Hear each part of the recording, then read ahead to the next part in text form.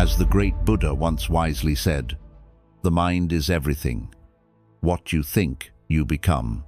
There is a war raging inside you, not with the world, but within your own head. Every emotion, every decision, every reaction originates in the mind, and if you don't master it, it will master you. It will drag you into anxiety, into fear, into addiction, into regret. Slowly, silently, until one day you look in the mirror and don't recognize who you've become. You may look calm on the outside, but inside, your mind could be screaming, doubting, attacking you, and no one around you even knows. But there is a way out, a way to bring peace back to your mind and power back to your life. Buddhist wisdom is not just philosophy, it is medicine. It is a compass. It is a light for the mind lost in its own darkness. Let us begin. 1. Watch your thoughts like clouds in the sky. Imagine looking up at the sky on a peaceful day. The sky itself is calm, endless, and still, but clouds come and go, sometimes light and fluffy, other times dark and stormy. These clouds don't change the sky, they only pass through it. In the same way, your mind is like the sky, pure and open, but your thoughts, they are like clouds. Some are soft and harmless, others are heavy with sadness, anger, or fear. But here is the truth. Just because a cloud appears doesn't mean the sky is broken, and just because a thought enters your mind doesn't mean it defines who you are. Yet most people fall into a trap. When a sad thought appears, they say, "I am sad." When a fearful thought arises, they believe, "I am in danger." They confuse themselves with the thought, as if the cloud has become the sky. But Buddhism teaches something very different and very powerful. You are not your thoughts. You are the one who sees them. You are the sky, not the passing weather. This simple awareness can change everything. Take a few minutes each day to sit quietly. No phone, no noise, just sit and breathe. Let your thoughts rise and fall without grabbing them, without chasing them, without judging them. Don't try to push them away, and don't hold on to them either. Simply observe. Be like a mountain watching the wind move across its surface. When you do this, something amazing happens. You begin to create space between you and your thoughts. That space is freedom. That space is power. It's the difference between reacting blindly and responding with wisdom. You may have an angry thought, but you no longer act in anger. You may feel sadness, but you don't drown in it. You may remember something painful, but it no longer controls you. And just like the sky is never truly harmed by a storm, your mind remains untouched at its core. The cloud cannot shake the sky. And no matter how many thoughts appear, they can never break the deep stillness inside you unless you let them. So the next time a painful thought appears, don't panic. Don't identify with it. Don't say, "This is me." Just smile gently, like you're watching a cloud drift by, and say in your heart, "This too shall pass." That's how you begin to reclaim your peace. Not by fighting the mind, but by understanding it. Not by silencing every thought, but by learning how to let them go. And the more you practice this, the stronger your awareness becomes. One day, a storm may rise in your mind, but you'll remain calm like the sky, untouched and free. That is the beginning of real power. 2. The mind is a servant, don't make it your master. Imagine handing the keys to your house to a stranger who doesn't know how to drive and watching them crash into everything. That's exactly what happens when you let your mind run without discipline. It doesn't matter how smart or talented you are, if your mind is uncontrolled, it will sabotage everything you try to build. The truth is, your mind was never meant to lead. It was designed to serve. It is a powerful tool, a magnificent servant, but it makes a terrible master. When the mind controls you, it will drag you into endless loops of overthinking, fear, anxiety, guilt, regret, and doubt. You'll constantly jump from one worry to the next. You'll replay old mistakes. You'll create imaginary problems. You'll ruin your peace before anything even happens. But Buddhism teaches something very simple and powerful. Train your mind or it will train you. Just like a wild horse, if you don't hold the reins, it will throw you off and run wherever it pleases. You have to teach the mind its place. You have to remind it, you are not the boss here. You are a tool, a helper, a guide, not the ruler of my life. How do you begin this training? Not through anger, not through suppression, but through awareness and gentle discipline. Start with meditation, not to escape life, but to learn how your mind operates. Sit down, close your eyes, and observe your thoughts. Watch how quickly your mind wanders. Notice how fast it jumps from one thing to another. You'll see that your thoughts often pull you into imaginary conversations, arguments, plans, worries, or regrets. That's the untrained mind, always busy, always noisy, never present. Now breathe. Bring your attention back, again and again. Every time your mind wanders, don't get angry. Just smile and gently return. This is the training. This is the taming. Like teaching a child not to touch fire, you teach your mind to stay where it is helpful and leave where it is harmful. You also need to become aware of your self-talk, your inner voice. Is it constantly judging you, criticizing you, predicting disaster? Then it's time to change the script. You don't have to believe everything your mind says. Not every thought is truth. Many thoughts are just echoes of your past, your fears, your pain, your conditioning. Question them, replace them, guide them. Because the reality is, an undisciplined mind will cost you everything. Your happiness, your relationships, your sleep, your peace, even your future. But a disciplined mind, that is the beginning of true freedom. A trained mind stays focused when others are distracted. A trained mind remains calm when chaos surrounds it. A trained mind helps you make wise decisions when others react emotionally. A trained mind becomes your ally in pain, your compass in confusion, your protector in difficult times. Think of the Buddha not as a god, but as a man who mastered his mind. That is why he sat so peacefully, even when the world around him was full of suffering. He didn't let his mind run wild. He led it.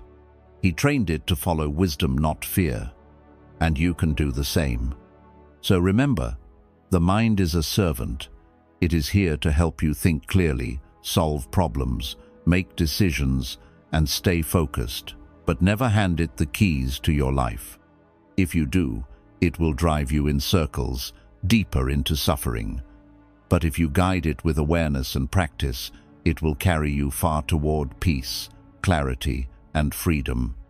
Every moment you spend training your mind is a moment you reclaim your life. 3. Do not trust the first voice that speaks. Inside your head, there is a voice that never seems to stop talking. It reacts quickly. It jumps to conclusions. It criticizes, judges, fears, doubts, and overthinks everything. This voice seems so real, so convincing, that we often obey it without question. But what if I told you this voice is not your wisdom, it's your programming? You see, your mind is shaped by your past. Everything you've been through, every hurt, every fear, every rejection, every trauma gets stored deep inside. And when something happens in the present, your mind doesn't always respond with clarity. It reacts with old wounds. This is why when someone says something small, your mind might explode with anger. Or when you make a little mistake, your mind floods you with shame and fear. Or when life gets uncertain, your mind spins into panic. The first voice that speaks in your head is usually not the voice of your higher self. It's the voice of your survival self. It speaks fast, not because it's wise, but because it's afraid. It wants to protect you, but in doing so, it often hurts you. It tells you to stay small, to be careful, to avoid risk, to expect the worst. And if you believe it blindly, you will stay stuck in the same patterns for years, never growing, never healing.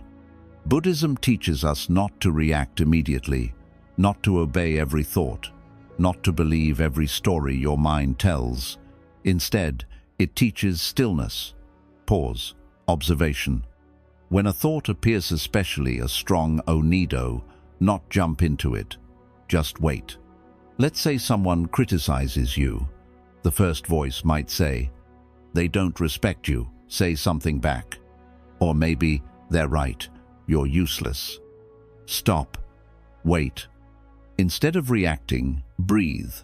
Observe the thought without becoming it. Watch what happens in your body. Does your chest tighten? Does your stomach sink? Does your heart race? These are signs that your nervous system has been triggered and your survival mind has taken the wheel. But here's the miracle. If you don't feed the thought, it loses its power. The angry voice weakens, the self-critical voice softens, and beneath that noise, something deeper begins to rise. A calmer voice, a wiser voice, one that doesn't speak in panic, but in peace. That voice might say, "It's okay. This moment doesn't define me." Or, "This person may be hurting too." Or even, "Let's step back and see clearly." This deeper voice is not loud, it's not dramatic, but it's honest, it's gentle, and it guides you from truth, not trauma. It often takes a few seconds of silence to hear it, but that silence is sacred. That space is where transformation happens. One of the greatest Buddhist teachings is that you are not your thoughts, you are the awareness behind them. You are not the first voice that speaks. You are the one who chooses whether to listen. And this choice is everything. Because when you stop reacting to the first voice, your whole life begins to change. Instead of shouting in anger, you speak with clarity. Instead of sinking into shame, you offer yourself compassion. Instead of spiraling in fear, you take wise, grounded action. Instead of repeating the past, you finally step into the present. Think of your mind like a noisy marketplace. There's always a vendor shouting something, "You're not good enough. You're going to fail. You should be scared." But you don't have to buy what they're selling. Just because a voice is loud doesn't mean it's right. Just because a thought is familiar doesn't mean it's true. The more you practice awareness, the more power you reclaim. So next time that first voice rises, up, don't rush. Let it speak, let it pass. Like a wave, let it crash, and then watch it fade. Beneath the noise, your real wisdom is waiting. It's always been there, calm, quiet, steady like a mountain. And when you learn to listen to that voice, the second voice, the still voice, your actions become rooted in peace, not panic, in love, not fear, in strength, not survival. This is how you take your mind back. Not by silencing the thoughts, but by choosing which voice to follow. 4. Attachment is the root of inner chaos. One of the deepest sources of suffering in life is not the event itself, but our attachment to how we think things should be. We suffer not because people leave, but because we can't let go. We suffer not because plans change, but because we cling to what could have been. We suffer not because the world is imperfect, but because we demand it to be perfect according to our own ideas. Buddhism teaches that attachment is the root of all suffering. And this doesn't just mean material attachment. It includes attachment to people, emotions, identities, expectations, memories, and even outcomes. When you become attached, you're saying to life, "It must be this way or I can't be happy." And in doing so, you tie your peace to something that is constantly changing. You see, life is like a river, it's always moving. But attachment tries to freeze the river. It says, "Stay the way you are, don't change." But that's not how life works. People evolve. Situations shift, time flows. Trying to hold on to a specific moment, feeling, or person is like trying to hold water in your handset, slips through no matter how tightly you grip. Yet, we keep holding. We hold on to the relationship that's over, the version of ourselves we used to be, the dream that didn't happen, the praise we once received, the pain someone caused us. And the more tightly we hold, the more our mind spins in chaos. We begin to fear loss. We start to control. We replay the past. We worry about the future. And slowly, without realizing, we stop living because our mind is too busy clinging to what was or what should be. But here's the truth Buddhism reveals. Freedom begins where attachment ends. Letting go doesn't mean you stop caring. It doesn't mean you give up. It doesn't mean you become cold or disconnected. Letting go means you allow life to move without trying to grip it so tightly. You love, but without trying to possess. You dream, but without becoming imprisoned by the outcome. You feel pain, but you don't let it define your identity. You enjoy the moment, but you're not broken when it passes. This is the way of the middle path where you live fully but without chains. Take a moment to reflect. Are you holding on to a person who is no longer walking beside you? Are you attached to an image of success that's now hurting your peace? Are you chasing an old version of happiness while ignoring the beauty of the present? Ask yourself, is this attachment serving me or enslaving me? The mind clings because it fears the unknown. It says, if I let go, I'll lose everything. But the opposite is true. When you let go, you gain back your inner space, your peace, your energy, your presence. You begin to realize your happiness was never meant to depend on something outside of you. It was always within, hidden beneath the layers of grasping, fear, and need. Like the sky hidden behind thick clouds still there, still vast, still untouched. Letting go is not a one-time act. It's a daily practice. When you notice your mind clinging, pause. Take a deep breath. Say to yourself, I release this. I trust life. I return to now. Over time, your grip softens. The fear fades. And in that space, peace enters not because everything outside is perfect, but because your mind is no longer at war with reality. This is the path of inner calm. You walk it not by adding more, but by releasing what no longer serves you. You don't become free by controlling life. You become free by surrendering to its flow. And in that surrender, you discover something extraordinary. The more you let go, the lighter you become. And the lighter you become, the higher you rise. So let go not out of weakness, but out of wisdom. Not because you don't care, but because you finally do about your peace, your clarity, your soul. And remember, the sky loses nothing when a cloud passes by. Let your attachments drift like clouds and return to the still, spacious freedom that has always been yours. 5. Learn the art of single-pointed focus. In the modern world, distraction is the new disease. Your mind is constantly being pulled in 1,000 directions. Notifications, messages, emails, social media, noise, opinions, expectations. Every single day, your attention is fragmented into smaller and smaller pieces. And with every moment you allow yourself to be pulled away from the present, you weaken the power of your mind. You see, the mind was never designed to multitask endlessly. It was not meant to shift gears every few seconds, to scroll through hundreds of images, to respond instantly to every ping and buzz. The natural state of the mind, according to Buddhist teachings, is calm, steady, and clear, like a still lake reflecting the sky. But the untrained, distracted mind becomes like stormy, water-muddy, turbulent, unable to reflect anything clearly. Buddhism teaches a powerful practice called samadhi, which means deep, single-pointed concentration. It is the ability to focus entirely on one thing without allowing your attention to be hijacked. And make no mistake, this is not just about work or productivity, this is about spiritual clarity. When your mind is focused, your perception sharpens, your emotions settle, your body relaxes. Your anxiety disappears. Your decisions become aligned with your inner truth.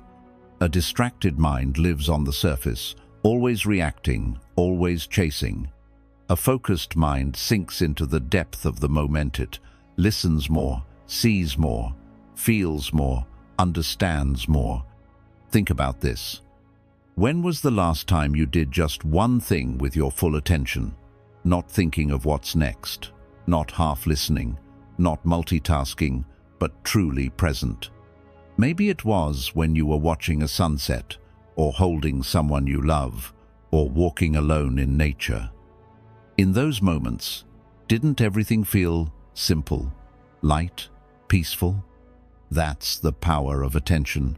Where your attention goes, your energy flows, and wherever your energy flows, your life grows.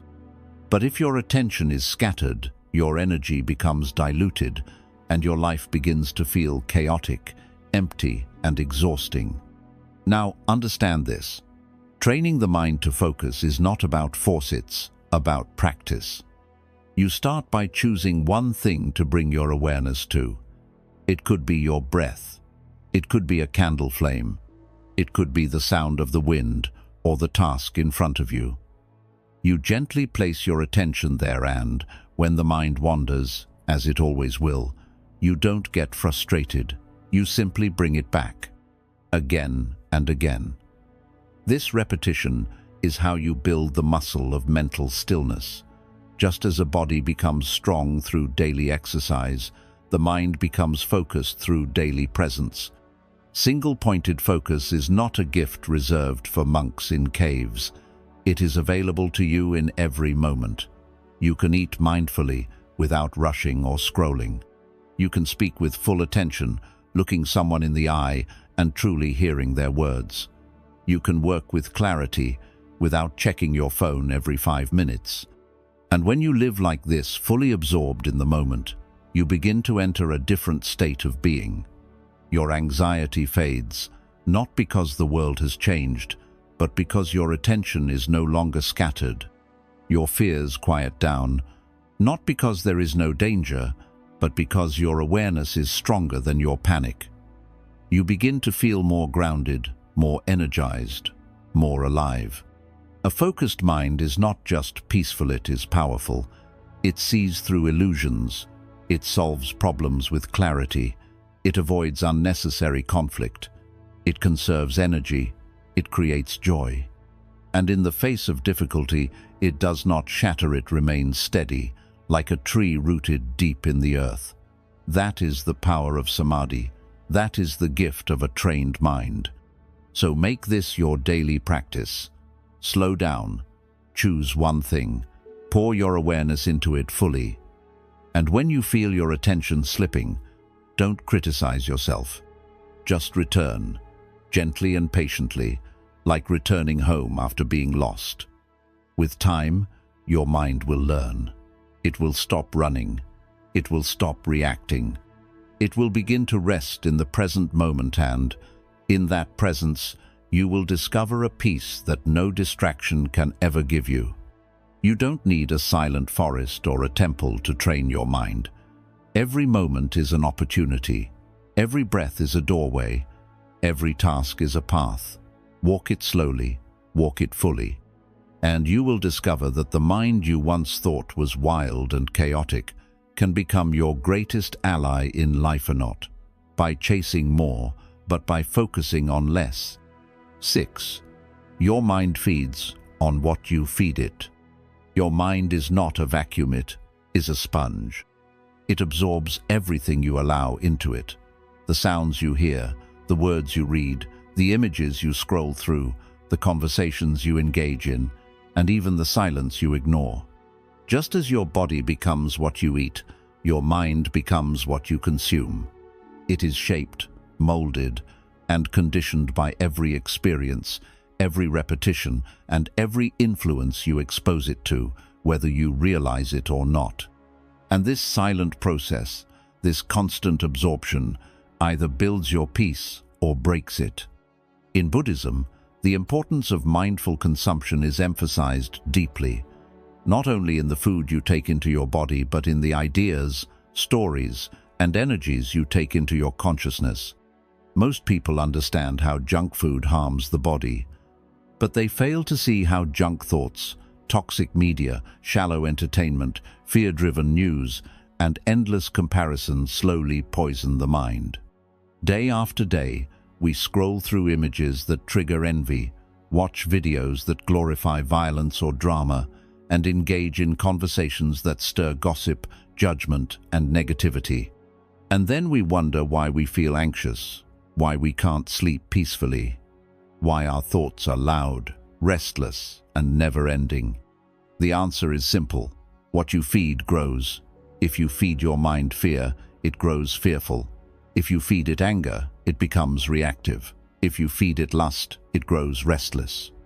If you feed it mindlessness, it becomes numb. But if you feed it truth, it becomes wise. If you feed it peace, it begins to settle. If you feed it kindness, it opens. If you feed it mindfulness, it becomes still, present, and deeply aware. You must begin to treat your mind with the same care and discipline as you would treat a fragile, sacred garden. You don't allow weeds to overgrow a garden and then complain that your flowers won't bloom. You don't pour dirty water into a stream and expect it to stay clear. So why allow mental pollution to pour into your consciousness all day and still expect clarity, peace, and joy? Start becoming more conscious of everything that enters your mind. Observe the effects of what you consume.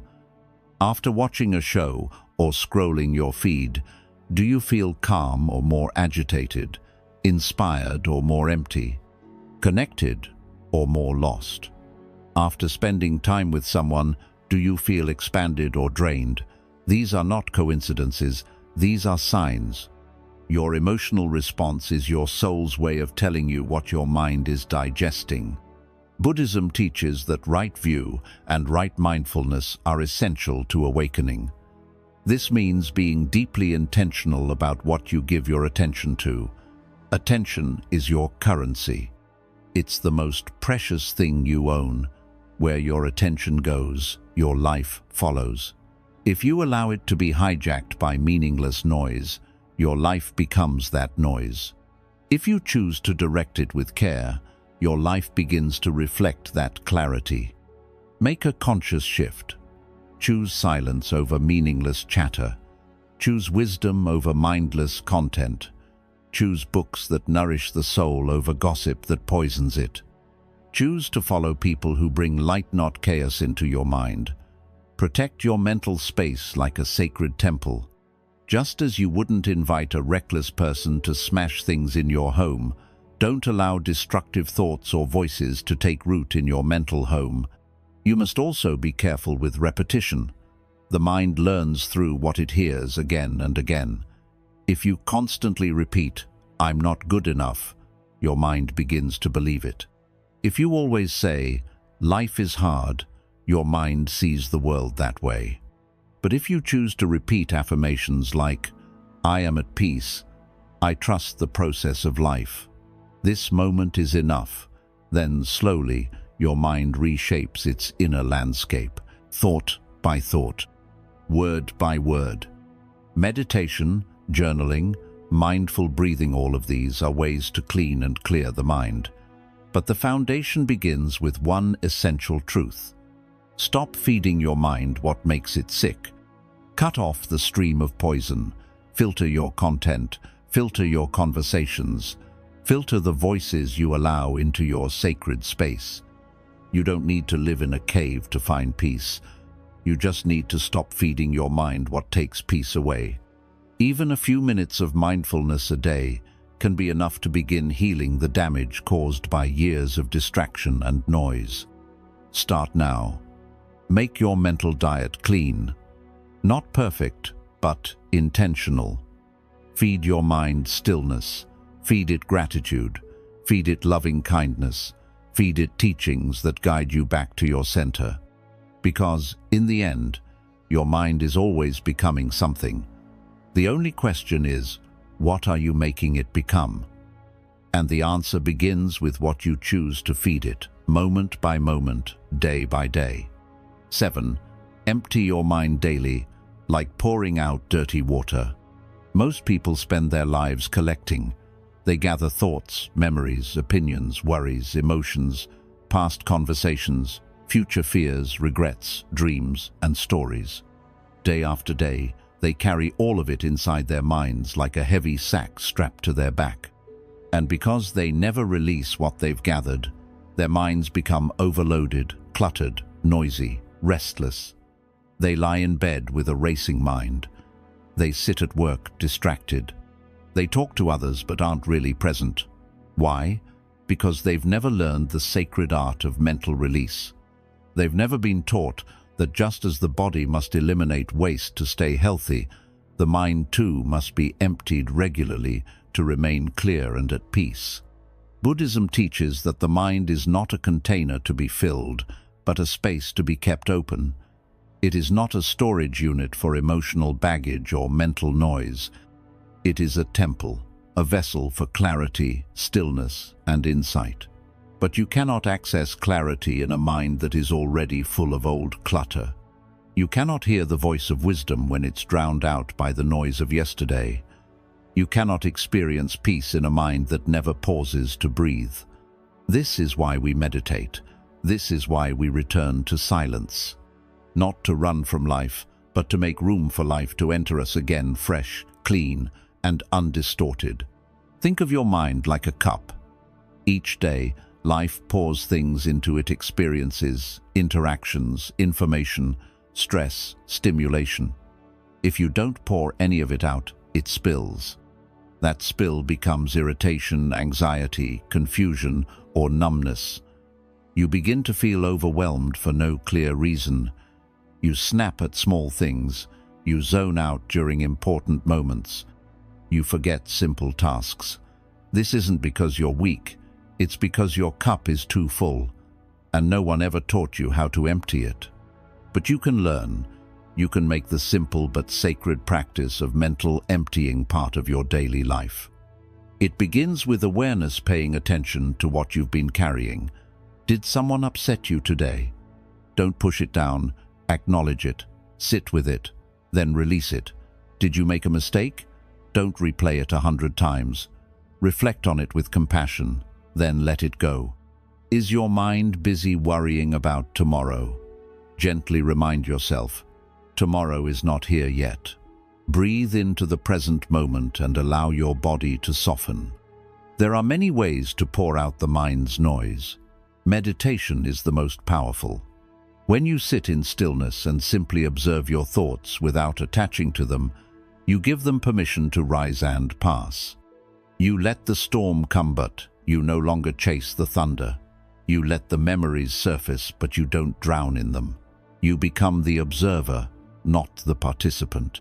And in doing so, the grip of those thoughts begins to loosen. What once felt heavy now begins to feel light. What once controlled you now simply moves through you, like wind through an open window. Another way to release is through conscious breathing. The breath is the bridge between the body and the mind. When your thoughts are racing, slow your breath. Inhale slowly, exhale even more slowly. Each breath becomes an act of letting go.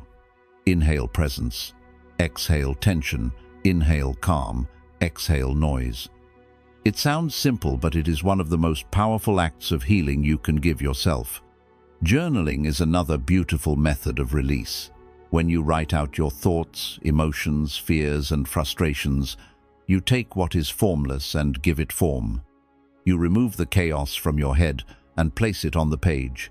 It no longer spins around your mind, it becomes something you can observe from a distance. This distance creates clarity, and from clarity, peace begins to return. Nature, too, can cleanse the mind. Walking in silence among trees, listening to the sound of water, watching the clouds pass. These acts help you reconnect with the natural rhythm of life. Nature does not rush. It does not overthink. It simply exists moment to moment. When you align yourself with that rhythm, your mind begins to remember what stillness feels like. You remember that peace is not something you find, it's what remains when you stop feeding chaos. It's also essential to create boundaries around what enters your mental space. Stop giving your mind unnecessary things to carry. Say no to drama. Say no to overstimulation. Say no to meaningless scrolling. Say no to conversations that leave you drained. Say yes to quiet. Say yes to simplicity. Say yes to moments that ground you. The more you say no to what pollutes your mind, the less you'll have to work to empty it. And finally, remember this: mental release is not weakness, it is wisdom. Letting go does not mean you're giving up.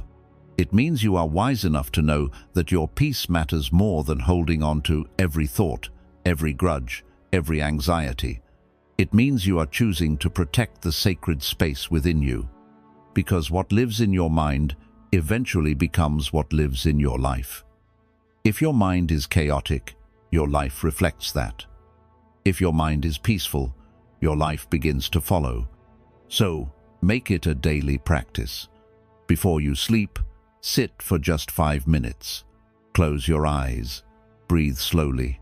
Ask yourself, what am I still holding on to from today that I no longer need? Then, with each exhale, let something go. The conversation you're replaying, the fear about tomorrow, the judgment you placed on yourself, the worry you picked up from someone else. Let it all go, one breath at a time. And as your mind begins to empty, feel how much lighter you become. Not because life has changed, but because you have changed your relationship with your own mind. And in that shift, everything begins to heal. 8. Be the master of your inner world, or you will be a slave to the outer one. In a world full of noise, chaos, opinions, expectations, and distractions, most people live as slaves to everything outside of them. Their moods rise and fall based on other people's words. Their self-worth is tied to likes, titles, attention, or validation. Their sense of peace is constantly shattered by external events, news, problems, drama, or uncertainty. They are pulled in every direction by forces they do not control, and they mistake this storm for normal life. But Buddhism reveals a liberating truth. You do not need to control the outer world to find peace. You only need to master your inner one. Your mind is the seat of your reality. It interprets, reacts, colors, and filters everything you experience. Two people can live the same situation. One suffers, the other smiles. The difference? Not the world, but the inner world. The one who suffers is still ruled by their thoughts. The one who smiles has begun to rule their thoughts. If you do not master your inner world, your thoughts, your emotions, your attention, then the outer world will master you. You will be angry when someone disagrees with you. You will be jealous when someone else shines. You will be insecure when life shifts. You will be anxious every time uncertainty appears. And this kind of living is not freedom, it is internal slavery. When Buddha sat beneath the Bodhi tree, he wasn't running from the world, he was facing the real battlefield, the mind. The demons that visited him weren't outside. They were temptations, fears, distractions, doubts, all rising from within. And how did he overcome them? Not with violence, not with denial, but with awareness, stillness, and understanding. He looked at them and said, "I see you." That was enough. Because once you see the enemy within clearly, it loses its power to control you. To become the master of your inner world, you must begin with one essential step. Take full responsibility for your mind. Do not blame others for your anger. Do not blame the world for your suffering. Yes, life is hard. People can be unfair. The world is unpredictable, but your reactions, those are yours. Your thoughts, those are yours. Your interpretations, stories, expectations, those all rise from within you, and that means you have the power to change them. This is not about blaming yourself, it's about empowering yourself. It's the difference between saying, "He made me angry," and "Anger rose within me because I'm still wounded in this area." One gives away your power, the other reclaims it. Because if someone else controls how you feel, then you are never free. But if you control how you respond, you are always free, even in a world of chaos. Start by building a strong foundation of self-observation. Throughout your day, become aware of how your mind reacts. When someone interrupts you, what thought appears? When you fail at something, how do you speak to yourself? When plans fall apart, do you spiral into fear? Observe without judgment, just notice. This awareness is your first tool. Because what you cannot see, you cannot change. But what you observe without reacting to, you begin to untangle and dissolve. You must also learn the art of non-reactivity. This doesn't mean becoming passive, it means choosing your response instead of being dragged by emotion. If someone criticizes you, pause. If a thought tries to provoke fear, breathe. If your emotions surge, don't run from sit with them. Watch them rise. Watch them peak and watch them pass. Just like waves, just like storms. Your emotions are not the enemy, they're messengers. But if you let them steer your life, they become masters. Mastering the inner world means respecting emotion but not bowing to it. Listening to thought, but not obeying all of it. Feeling deeply, but remaining still like the sky that holds the storm. Another pillar of inner mastery is intentional thought curation. Most people let their minds think whatever it wants, whenever it wants. This is dangerous. Your thoughts shape your reality. Repeated thoughts become beliefs. Beliefs shape perception, and perception creates experience. So if your mind constantly thinks, "I'm not enough," you will live in a reality that proves it. If your mind always thinks, "The world is against me," you will begin to see enemies everywhere. This is not magic. This is psychology. The Buddha said, "What we think, we become." That was not metaphor, it was instruction. So begin replacing harmful thoughts with wise ones. When a judgmental thought arises, replace it with compassion. When fear appears, meet it with trust. When self-doubt creeps in, counter it with a gentle reminder of your inner strength.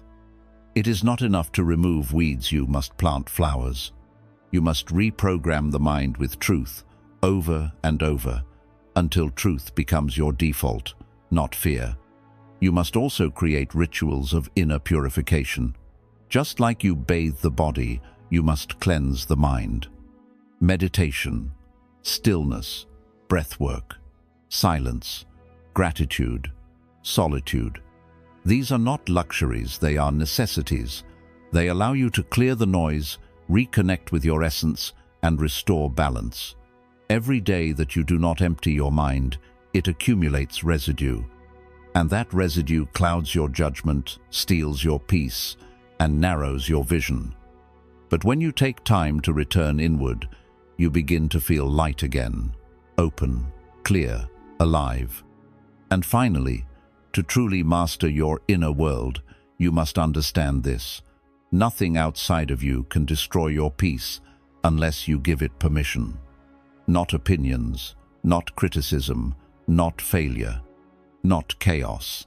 Everything that hurts you enters through the door of your own mind.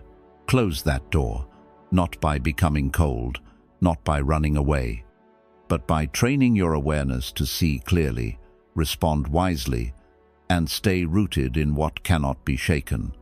Your mind will try to wander, it will try to fear, it will try to judge, complain, and compare. This is what it was trained to do by the world. But now, It is your responsibility to retrain it.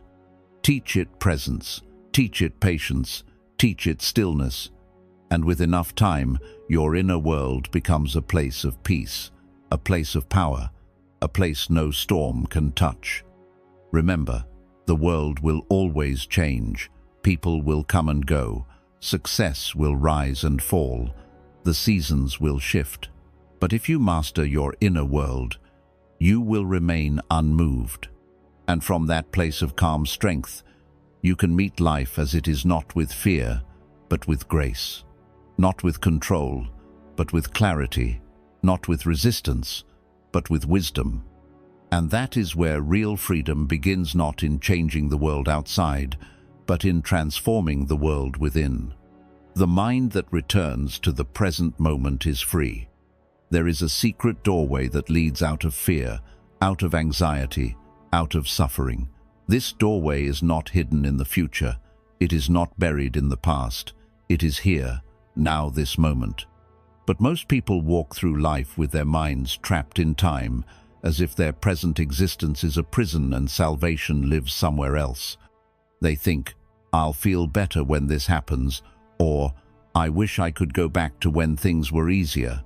And so they live as ghosts haunted by yesterday, obsessed with tomorrow, but rarely, if ever, alive to this breath. Buddhism teaches that the root of all suffering is disconnection from the present moment. Not because the present moment is always pleasant, sometimes it is painful, confusing, uncertain, but because when you resist what is, you suffer twice. First, from the pain itself, and second, from the mental stories you attach to it. These stories spin endlessly. Why is this happening to me? What if it never gets better? I should have done something differently. These thoughts do not solve anything. They are mental noise pretending to be useful, and if you do not interrupt them, they consume you completely. The mind is incredibly powerful, but it is not loyal to peace by default. It jumps to the future, searching for control. It returns to the past, searching for understanding. But rarely does it rest in the now, where life actually exists. And this is the great tragedy of modern life: to have everything except presence, to hold your phone but not your breath, to hear others but not listen, to speak without awareness, to eat without tasting, to live without truly being alive. The truth is, peace is not found in escape, it is found in return to this body, this moment, this breath, right here, right now. So how do you return? Begin by becoming deeply intimate with your breath. The breath is always here. It does not belong to the past or future.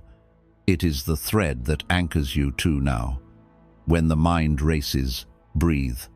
When fear rises, breathe.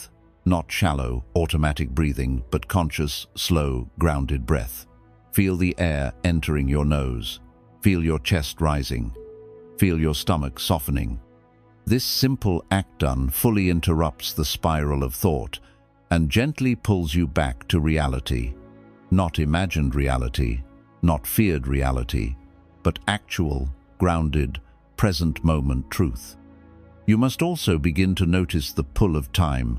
When you start obsessing over what might happen, pause. Ask yourself, is this thought helping me or hurting me? Most future-based thoughts are rooted in fear. Most past-based thoughts are rooted in regret.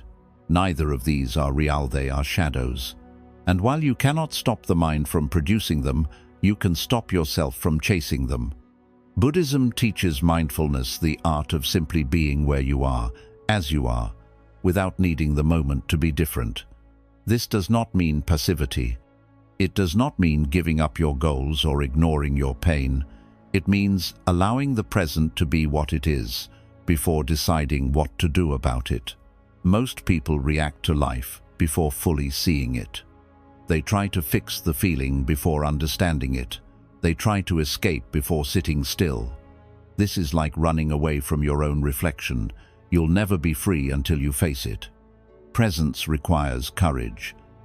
To be fully here means to open yourself to everything. This moment contains joy, yes, but also discomfort, confusion, sadness. Yet the miracle is this: even the pain becomes lighter when you face it with presence. It is not the pain that breaks you, it is the resistance to pain. When you stop fighting the now, you discover you can handle far more than you imagined. You are not as fragile as your mind tells you. Another powerful practice is sensory awareness. Bring your attention fully into your senses. What do you hear right now? Not just the obvious sounds, but the subtle ones. The hum in the background. The rhythm of your own breath. What do you feel against your skin? The temperature of the air. The weight of your clothes. What colors do you see? What textures? These are not distractions. They are doorways. Doorways into now, because the body is always present, even when the mind is not. By returning to the body, you bring the mind back home. You must also recognize that every moment, no matter how ordinary, is sacred. Washing dishes, walking, drinking tea, listening to the rain. These are not obstacles to peace. These are opportunities. You do not need a meditation retreat or a perfect environment. You simply need to be where you are. Bring full attention to whatever you're doing. Not multitasking, not rushing. Just one thing, done with presence, becomes a form of meditation. And when you begin to live like this, life itself becomes your temple. Every step is prayer. Every breath is a blessing. Every act is devotion. Returning to the present also means releasing mental stories. The story of who you think you are. The story of what others have done. The story of what should have happened. These stories are heavy. They distort the moment. They keep you trapped in mental loops. Let them go. Come back to what's actually here. Not what your mind says about it. Not what your past says about it. Just what is. This is not easy. The mind is a master storyteller. It will pull you back again and again. But every time you notice and return, you reclaim power. Even if you have to return 100 times in an hour, return. The act of coming back is the path. Every time you do it, your awareness strengthens, your mind calms, your perception clears. You may begin to notice something profound, that most of the suffering you thought was real was actually just thought, just reaction, just imagination. And that beneath it all, this moment, this one right now, was actually okay. You are breathing, you are here, you are alive, and that is enough. Buddhism doesn't promise to take away pain, but it gives you the tools to meet it without collapsing, to see it without becoming it.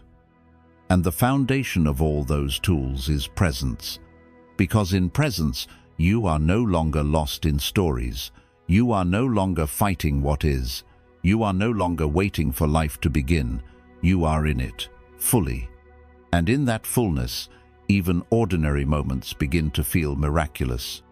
You realize the sky has always been beautiful. The breath has always been a gift. The silence has always been sacred. But you were too far away to notice. So come back. Come back to your breath. Come back to your body. Come back to this step, this sound, this sight. Do it not just once, but over and over, until returning becomes your nature. Until the present becomes your home. Because the mind that lives fully in the present moment is not just peaceful, it is free. Free from the burdens of yesterday. Free from the illusions of tomorrow. Free from the false self built on fear, control, and regret. And in that freedom, you do not just find peace. You find yourself. When you master the mind, you master your entire life. There is a moment in every seeker's journey where a great realization dawns not in a flash of lightning or the echo of divine words, but in the silent, steady truth that sinks deeper than all others. Your mind is the root of everything you experience. Every joy you feel, every pain you carry, every fear that follows you, Every moment of peace or chaos, it all begins in the mind. The world around you may change, people may come and go, success may rise and fall, but your inner world, the way you think, interpret and respond, remains the single most powerful force shaping your life. Buddhism teaches this not as a philosophy, but as a lived truth. If your mind is undisciplined, even the most beautiful life will seem unsatisfying. If your mind is restless, no amount of silence will bring you peace. If your mind is poisoned by anger, then even love becomes a battleground. But if your mind is still, if it is steady, if it is rooted in awareness, then even chaos begins to slow. Even pain becomes manageable. Even loss becomes a teacher, and the ordinary becomes enough. To master the mind is not about control in the aggressive sense. It is not about suppressing thoughts or denying feelings. It is about understanding, seeing the nature of your mind so clearly that it can no longer trick you, trap you, or lead you down the same paths of suffering. A master of the mind is not someone who never feels fear or anger, but someone who knows how to meet these emotions with presence, with wisdom, and with calm strength. You begin this journey by observing your mind not occasionally, but constantly. Watch the way it creates stories, how it reacts to small things with enormous drama, how it clings to what feels good and runs from what feels painful, how it judges others and then judges itself. Watch it as you would watch the surface of a lake and notice every ripple. Do not react. Do not chase the thought. Just watch. Because the moment you observe without becoming, you take your first step toward freedom. Most people think they are their thoughts, that if a fearful thought arises, they are fearful. If a jealous thought appears, they are bad. But this is not true. Thoughts are simply events in consciousness. They come, they go. Some are wise, some are foolish. Some are echoes of your childhood. Some are echoes of society. But none of them are you, unless you attach to them. The untrained mind attaches instantly. The trained mind watches, and it is in the watching that transformation begins. Buddhist masters teach the power of equanimity and inner steadiness that does not rise and fall with every emotion. Imagine standing at the shore, watching waves come and go. You don't jump into each one.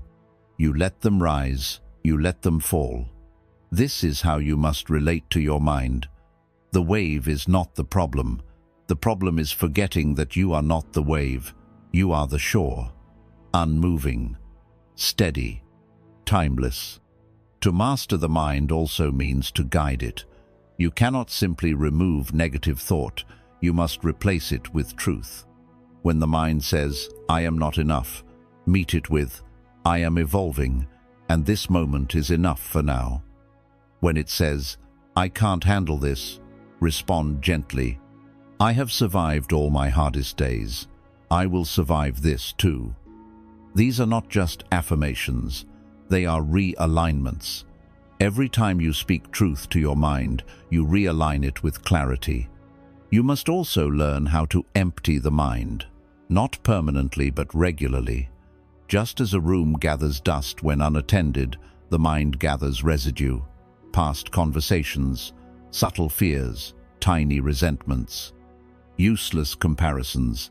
This dust is not always loud, but it dulls the light of your awareness. It clouds your perception. Through meditation, breathwork, silence, or time in nature, you must sweep the mind clean. This cleansing allows space for wisdom to rise, and in that space, peace becomes possible again. Another key to mental mastery is consistency. You cannot master the mind in a single day. You must return, again and again, with patience and humility. There will be days when the mind is wild, when emotions are heavy, when you feel like you've made no progress. That's okay. Do not chase perfection. Chase presence. Every time you bring your mind back to awareness, you strengthen your inner root. And one day, without realizing, you will notice The triggers that once shook you no longer disturb you. The thoughts that once consumed you now pass like clouds. The fear that once ruled you now fades beneath the light of your presence. Mastering the mind also means facing the self completely. Your wounds, your fears, your ego, your attachments. You cannot transform what you will not face. The mind hides from truth. It creates distractions, blames others, denies responsibility. But the one who seeks peace must walk into the shadow willingly. You must ask, what am I still holding on to? What am I afraid to feel? What story am I still repeating that no longer serves me? And then, with compassion not shame you, begin to release. You peel away the layers of illusion, and what remains is not emptiness, but clarity. True mental mastery is not cold or detached. It is warm, grounded. It allows joy to rise freely because it no longer fears pain. It allows love to bloom deeply because it no longer fears loss. It does not chase happiness, it embodies peace. It does not seek to dominate others, it seeks to understand itself. The master of the mind is kind, not because life is easy, but because the storm has been faced and dissolved from within. Buddhism does not offer quick fixes. It does not promise that pain will vanish or that life will always be simple. What it offers is a pathway to meet this life with eyes wide open, with a heart that is soft yet strong, and with a mind that is no longer your enemy, but your ally. And when that alliance is formed, when your mind begins to reflect your deepest truths instead of your deepest fears, your life changes in every way. Your relationships become more honest, your work becomes more meaningful, your solitude becomes nourishing, your emotions no longer control you. You begin to live deliberately, not reactively. You begin to choose your thoughts, your words, your actions not from habit, but from awareness. And eventually, you discover the most powerful truth of all. You are not here to escape your mind. You are here to wake it up, to purify it, to train it, to bring it home to the present. And from that place of inner stillness, to live with wisdom, grace, and compassion. The world may still be chaotic. Others may still misunderstand you. Pain may still visit. But your response is no longer dictated by fear or confusion. Your life is no longer a reaction to outer noise, but an expression of inner clarity. And in that, you have won the greatest battle. You have mastered the mind. And in doing so, you have mastered life itself. Let me know if you'd now like a powerful conclusion that brings all 10 lessons together into one final, poetic and reflective ending. The path is not out there, it's within you. Many people spend their entire lives searching for something. Some search for happiness in money, others search for validation in relationships. Some chase freedom in success, while others seek peace by trying to escape the world. They run from place to place, goal to goal, dream to dream, hoping that the next achievement, the next destination, the next person will finally bring them what they crave. But the deeper you walk along the path of awareness, the clearer one truth becomes. You will not find what you seek outside of you because it was never out there to begin with. Buddhism reminds us gently and powerfully that the real path is inward, that everything you've ever longed for, peace, clarity, strength, love, freedom, fulfillment, already lives within you. It is not missing, it is not broken, it is not waiting in some distant future. It has only been buried. Buried beneath layers of mental noise, emotional wounds, conditioned beliefs, false identities, and the endless distractions of a world that teaches you to look everywhere except within. The journey within is not glamorous. It does not come with applause. There are no medals for facing your shadows, no trophies for sitting in silence, no crowd to cheer you on when you pause your life and ask yourself difficult questions. But it is the most important journey you will ever take. Because until you walk inward, you remain a stranger to yourself. You may wear many masks, you may play many roles, but beneath it all, you feel disconnected, like something essential is missing, even if everything looks fine on the surface. This disconnection is the real suffering. It is what leads people to numb themselves with pleasure, distract themselves with busyness, chase temporary highs, or fall into despair when life doesn't go their way. Because they've never been taught how to sit with themselves, how to listen, how to be still, how to face the truth that has always been waiting in silence. The inward path begins the moment you stop running from yourself. It begins when you ask, who am I really when I'm not trying to impress anyone? What do I feel when I stop trying to distract myself? What is underneath all my thoughts, my fears, my desires? These are not questions to answer quickly, they are questions to live with, to hold gently, to return to again and again, like a sacred doorway that leads you deeper each time you knock. Meditation is not an escape, it is the mirror. It is the moment when you sit with yourself without flinching, without hiding. You meet your breath, you meet your mind, you meet your wounds, and slowly the layers begin to fall. At first, it may feel uncomfortable. You may discover pain you didn't know you carried, memories you pushed away, restlessness that screams louder in stillness. But this is part of the cleansing. The mind does not release what you will not face. But once you face it gently, without judgment, it begins to dissolve. Not all at once, but drop by drop, like dark ink fading in clear water. Along this inward path, you also begin to meet the parts of you that you forgot, the strength you buried under fear, the innocence you buried under shame, the creativity you buried under routine, the joy you buried under responsibility. These parts of you are not gone. They've been waiting patiently under the surface for you to return home. And what is home in the Buddhist sense? It is not a place. It is a state of being. A return to your original nature before the world told you who to be. Before comparison, before anxiety, before identity. It is the deep stillness beneath the thoughts, the open sky beneath the clouds, the witness that has always been watching, quietly as life passed through you. Walking this path requires courage. It means being honest with yourself, not cruel, but honest.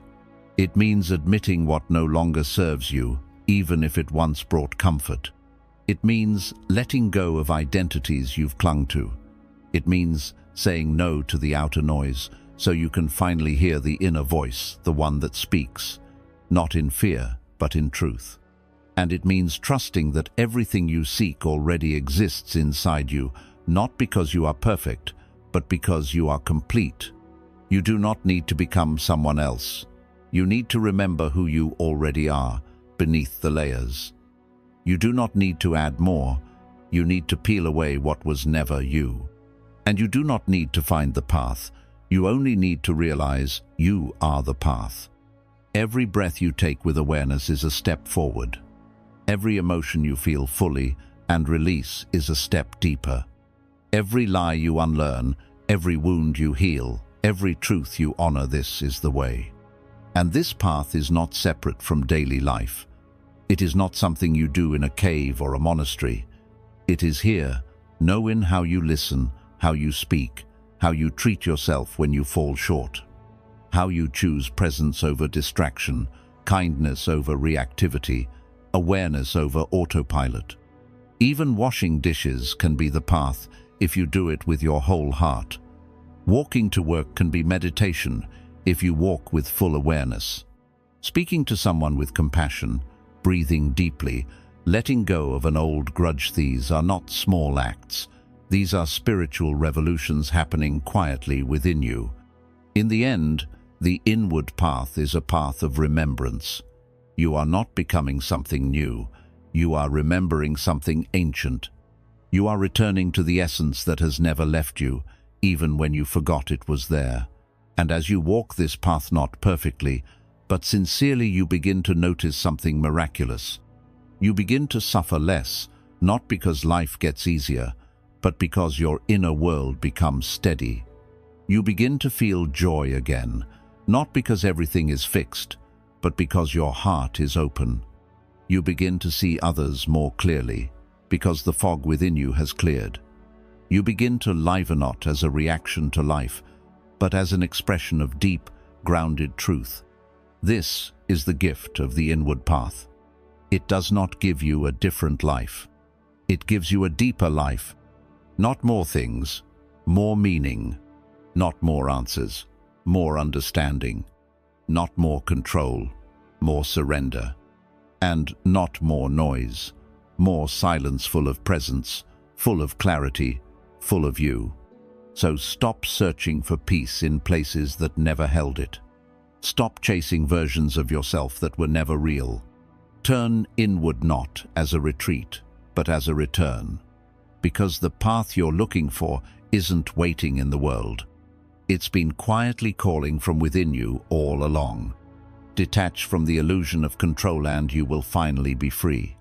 Human beings carry a quiet desperation within them, a restless urge to control life, to control outcomes, to control people, to control their emotions, their thoughts, even the timing of the universe. This urge is not born from strength, it is born from fear. A fear that if we do not grip tightly enough, everything will fall apart.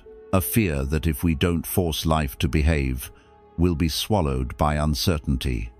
But Buddhism teaches the exact opposite. It is not control that gives us peace, it is surrender. At first, this truth feels threatening. The ego trembles when it hears the word surrender, because it believes that letting go means losing. That if you release control, you become passive, powerless, vulnerable. But in truth, clinging to control is what makes you weak. It exhausts you. It blinds you. It closes your heart. It chains your peace to outcomes you cannot guarantee. And when things inevitably don't go your way, you suffer not because life is cruel, but because your mind refuses to let go of what it never truly held. The illusion of control is like holding water in your hands. You can cup it for a while, but no matter how tightly you try to keep it, it slips through your fingers. And the tighter you grip, the faster it escapes.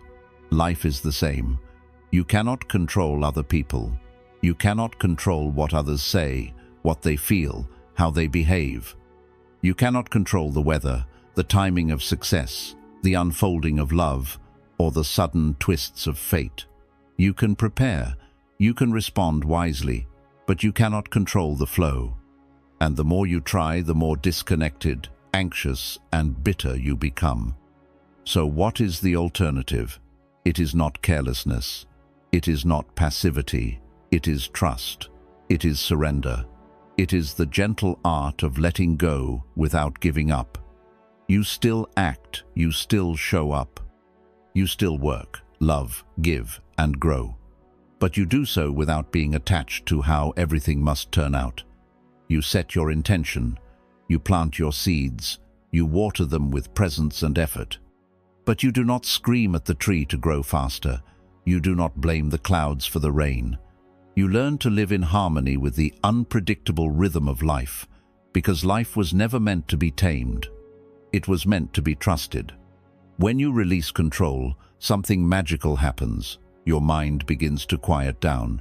Your anxiety lessens. Your relationships deepen. Your sleep becomes more restful. Your days feel lighter. Why? Because you are no longer fighting with life. You are flowing with it. You begin to respond to challenges instead of reacting in panic. You learn to breathe through uncertainty instead of rushing to escape it. You start making peace with not knowing because you realize that not knowing is not the enemy. It is the natural state of all things.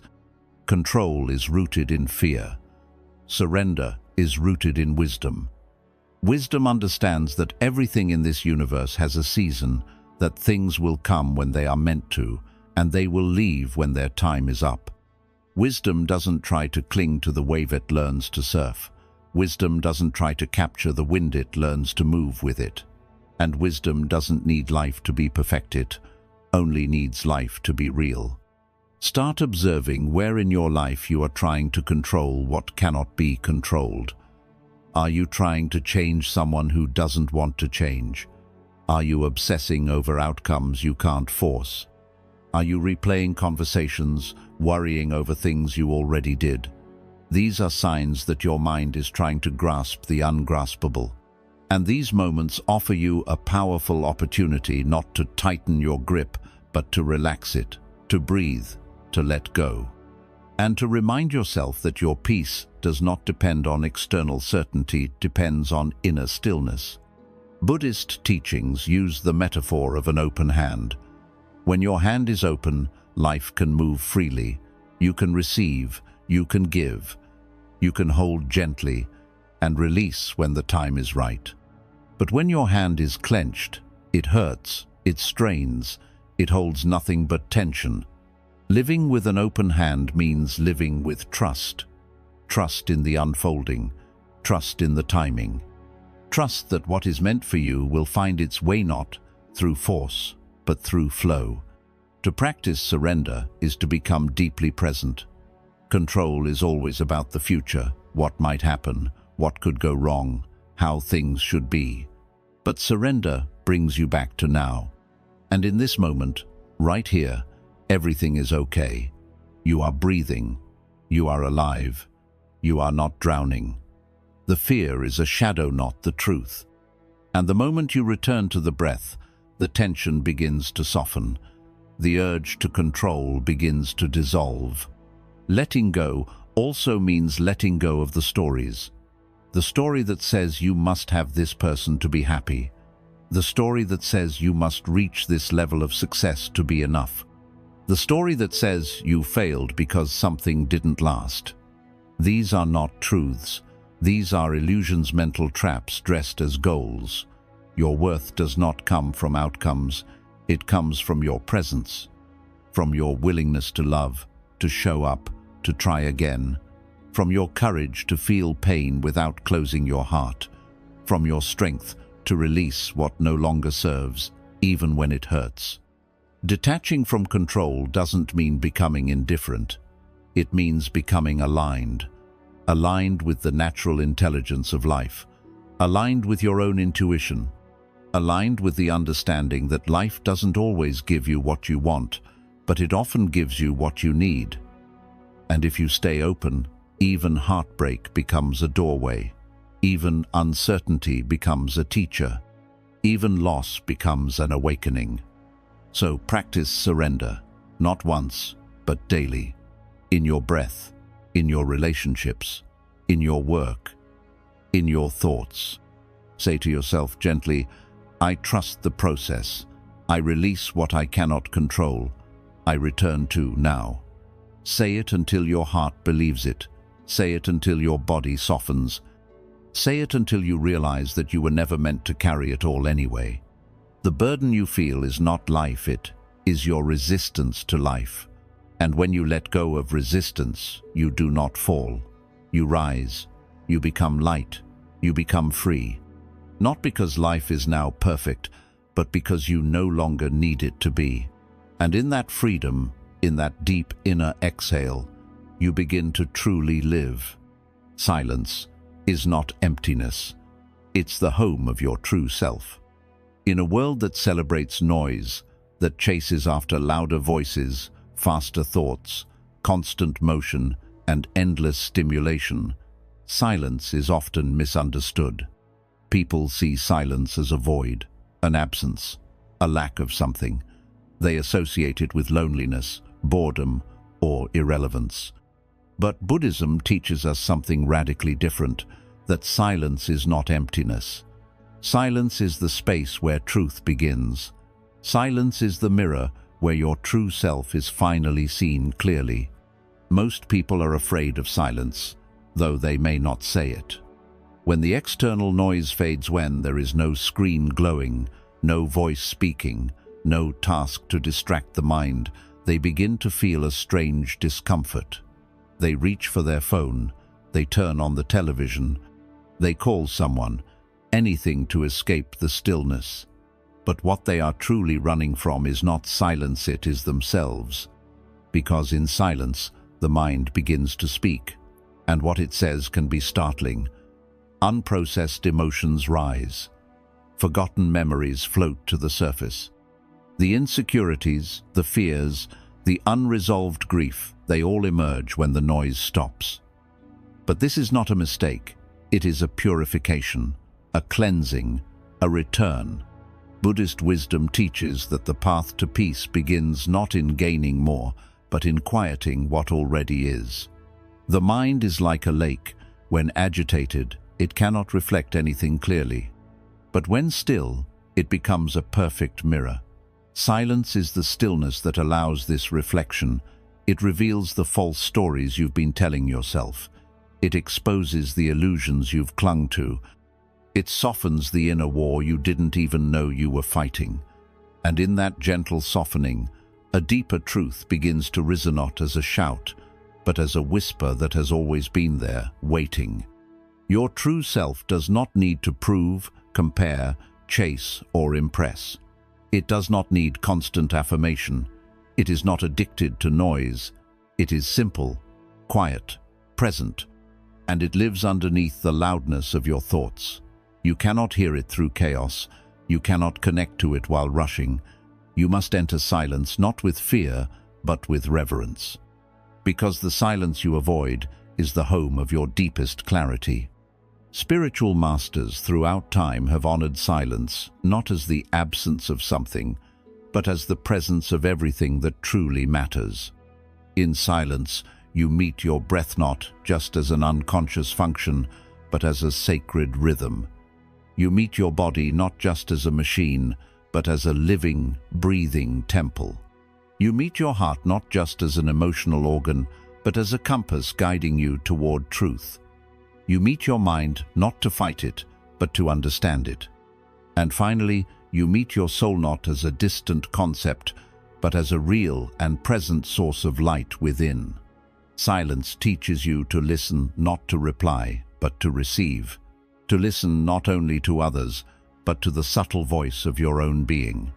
In silence, you begin to distinguish between the voice of ego and the voice of intuition, between fear-based urgency and quiet inner knowing, between what the world wants from you and what your soul is asking for.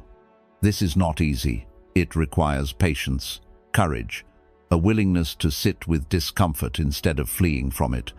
But the reward is priceless. Because once you begin to recognize your own voice beneath the conditioning, you are no longer lost. You begin to walk your own path not in rebellion, but in alignment. Silence is also healing. It holds what words cannot. Sometimes the most profound shifts in your life will not come from books or conversations, but from moments of stillness. A walk under the stars where your mind finally slows. A morning with no noise, just sunlight and breath. A pause between tasks where clarity suddenly dawns. Healing does not always look dramatic. Sometimes it looks like doing nothing and allowing everything to unfold from within. To embrace silence, you must create space for it. Not once, but daily. You must learn to protect quiet moments as sacred, not as something to be filled. Start your day with silence, not with scrolling. Sit in stillness before you enter the world. Let your thoughts settle. Let your breath lead. Even 5 minutes can transform your entire day. Throughout your day, return to that stillness whenever you feel scattered. Even in the middle of chaos, silence is available not outside, but inside. When you speak, speak with awareness. When you listen, listen without preparing your next reply. When you rest, rest without stimulation. Let silence enter your relationships too. Not every space must be filled. Presence is louder than words, a calm gaze, a gentle touch, a shared moment of breath. These are more nourishing than 1,000 rushed conversations. In time, silence becomes your teacher. It shows you what matters. It reveals what is real. It softens your reactions. It grounds your presence. It expands your awareness.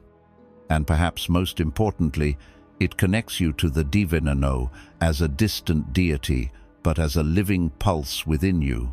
In silence, you do not feel alone. You feel connected to the earth, to life, to the infinite intelligence that moves through everything. Understand this: the world will always be noisy. You cannot control the outer volume, but you can control the inner response.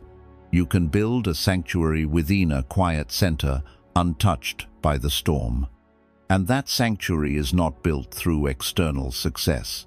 It is built through inner stillness, through returning again and again to the silent space within you that does not need anything to be different. It simply is. So do not fear silence. Do not fill every moment. Do not run from the discomfort of your own presence. Instead, lean in, be still, listen, and allow the silence to guide you not away from life, but into it more deeply. Because in the end, it is not in speaking more that you understand yourself. It is in listening deeply, quietly, courageously. And in that silence, you find not emptiness, but the home you've been searching for all along. Your ego is not who you are, it's who you think you have to be. There is a quiet tension that lives in most people, a subtle weight on their shoulders, a mask on their face, a tightness in the chest that they cannot explain. It's not always loud, but it's there when they speak, when they compare, when they seek approval, when they try to prove themselves again and again. This tension is not caused by who they truly are, but by who they believe they must be. Buddhism calls this illusion the ego, not as pride alone, but as a false identity constructed out of fear, conditioning, and constant effort to protect a fragile sense of self. The ego is not evil. It is not something to hate. It is a creation of the mind designed to keep you safe. But in keeping you safe, it often keeps you small. It tells you to be liked instead of being real, to chase success instead of peace, to win arguments instead of listening, to look confident even when you feel lost. The ego builds a wall between you and your true self, and then convinces you that the wall is you. Buddhist wisdom teaches that the ego is like a garment you wear for so long that you forget it's not your skin. You begin to believe that your identity, your job, your appearance, your achievements, your titles, your past is the whole truth of who you are. But it's not. These are just roles, temporary roles. The real you is deeper, quieter, not defined by external labels, but revealed in silence. It is not what changes, it is what sees the change. If you want to know how attached you are to ego, observe your reactions. When someone disrespects you, does your anger rise instantly? That's ego defending itself. When someone else succeeds and you feel diminished, that's ego comparing. When you make a mistake and spiral into shame, that's ego feeling threatened.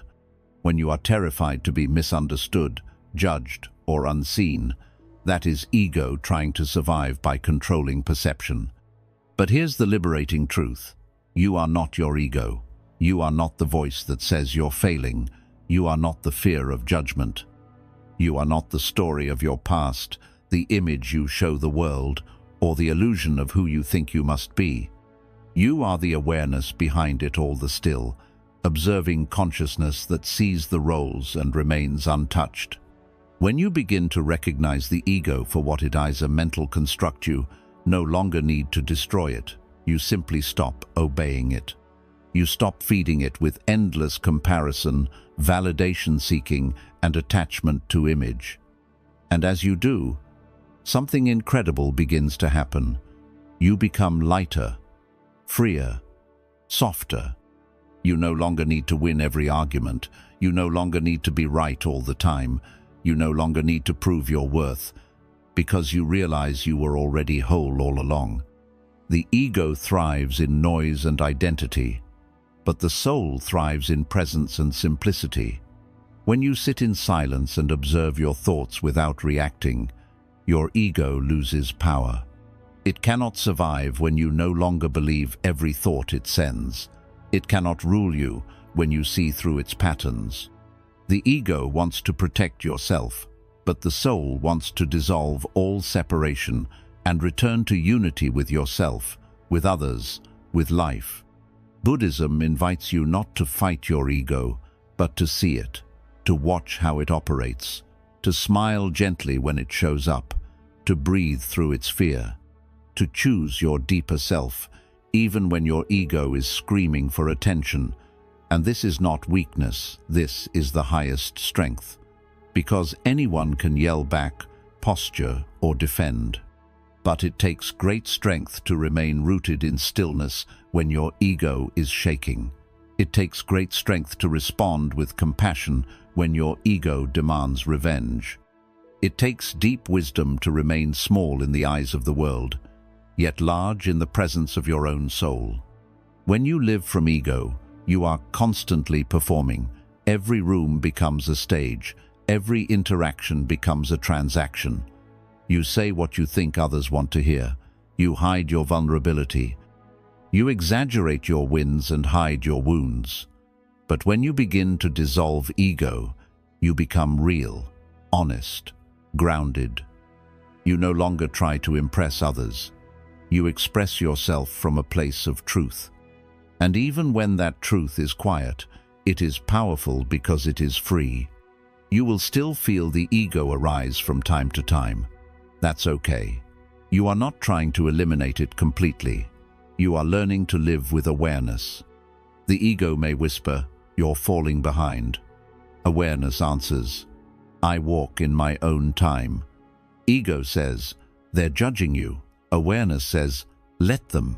I am not here to be understood. I am here to be whole." Ego says, "You must control everything." Awareness smiles, "Let it flow. What is meant for me will not miss me." As ego dissolves, life becomes simpler. You no longer seek meaning through external validation.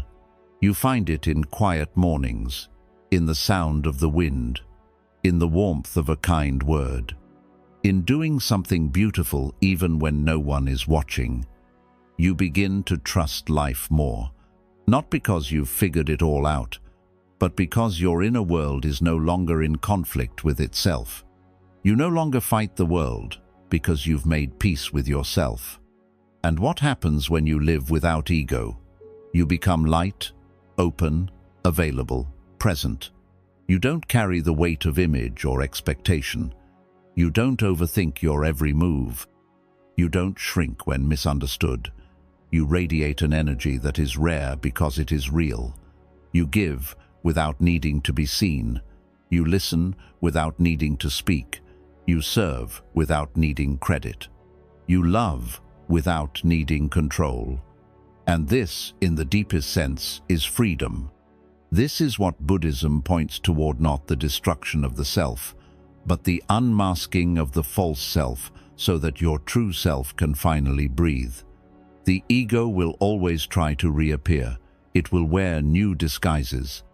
But the more aware you become, the more gently you can say, "I see you, but I no longer follow you."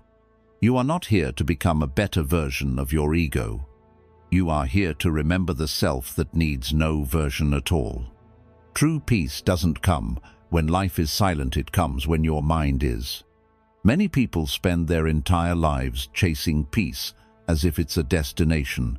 They wait for the perfect moment, the quiet house, the solved problems, the complete success, the healed relationship, the tidy life.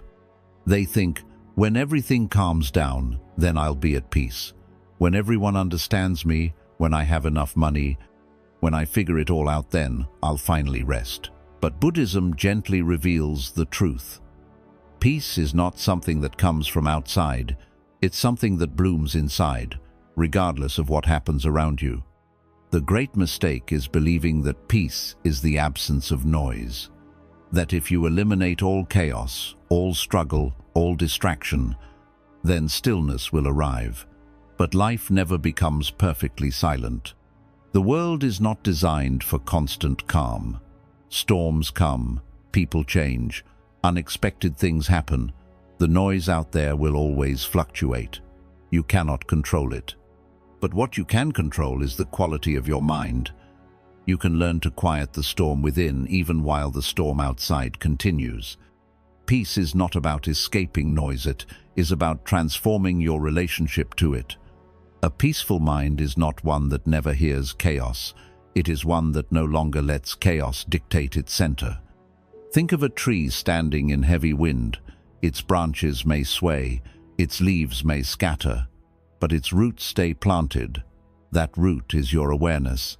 That trunk is your practice. And the deeper your inner root, the more gracefully you can stand even in the wildest wind.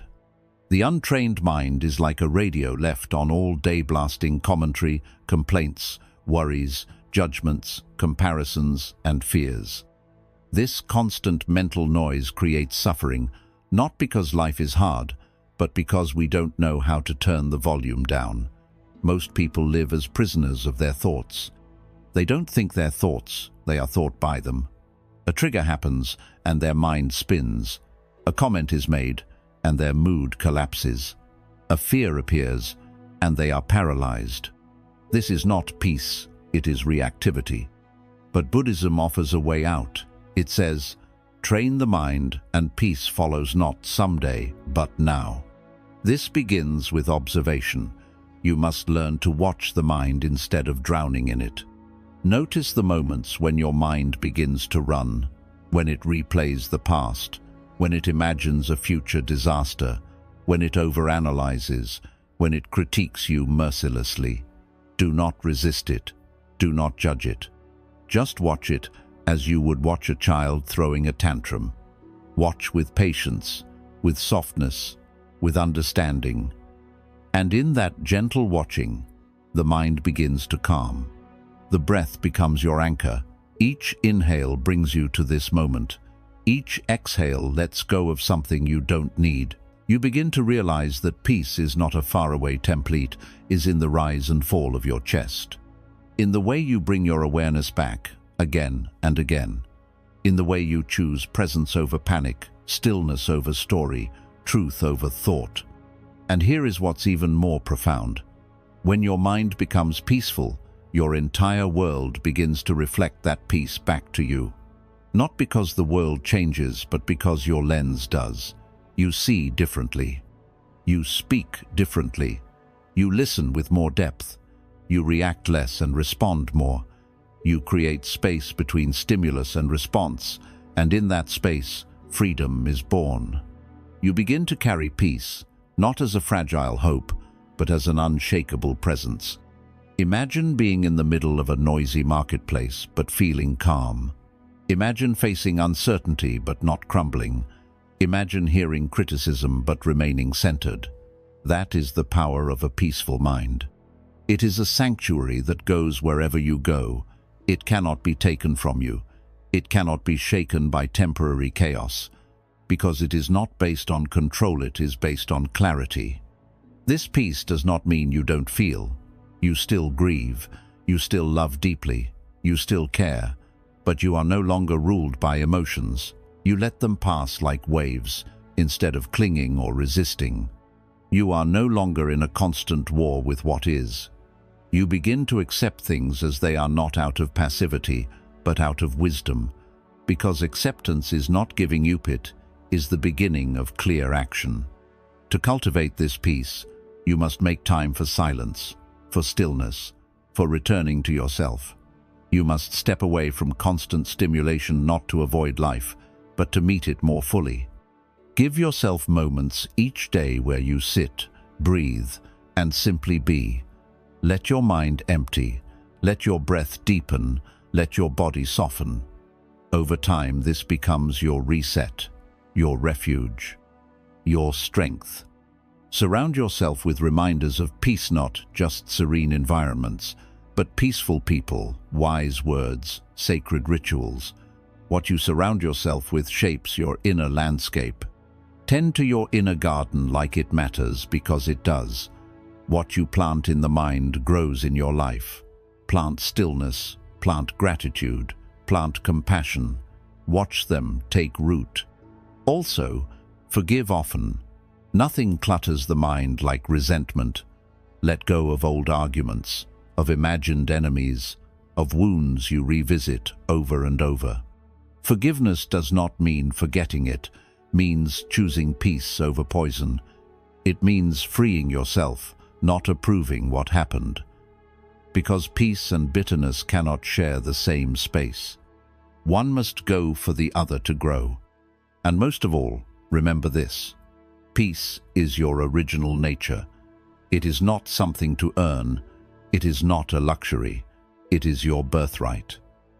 You do not need the world to become silent to find it. You only need to remove what blocks untold stories, reactive patterns, unnecessary fears. Underneath all the noise, all the chasing, all the pressure, you are already whole, already enough, already still. The more you return to that truth, the more the noise fades. Not because it disappears, but because you no longer need it to. The journey is not about becoming more, it's about becoming less. Modern life constantly tells you that you must become more to be enough, more successful, more productive, more attractive, more impressive, more confident, more liked, more important. The message is everywhere. You are not enough unless you add something. And so, from a young age, you begin to build. You build identities, masks, achievements, routines, roles. You try to fix your flaws, improve your image, chase perfection. But the more you add, the heavier you feel. The more you chase, the further peace seems to drift away. But Buddhism whispers a sacred truth that cuts through all this noise. The path is not about becoming more. The path is about becoming less. Less of what you are not. Less of what was never you. Less of what the world told you to be. Less ego, less attachment, less noise, less pretending. Not to lose yourself, but to finally reveal what has always been there, hidden beneath the layers. This is the way of unlearning. You are not here to become a new person. You are here to peel away the illusions that cover the truth of who you are. You are not here to decorate your soul with borrowed identities. You are here to cleanse it gently, patiently, honestly, to remove the dust of conditioning, to take off the armor of expectation, to let go of the masks that have hardened over time. This is not the work of adding. It is the sacred practice of letting go.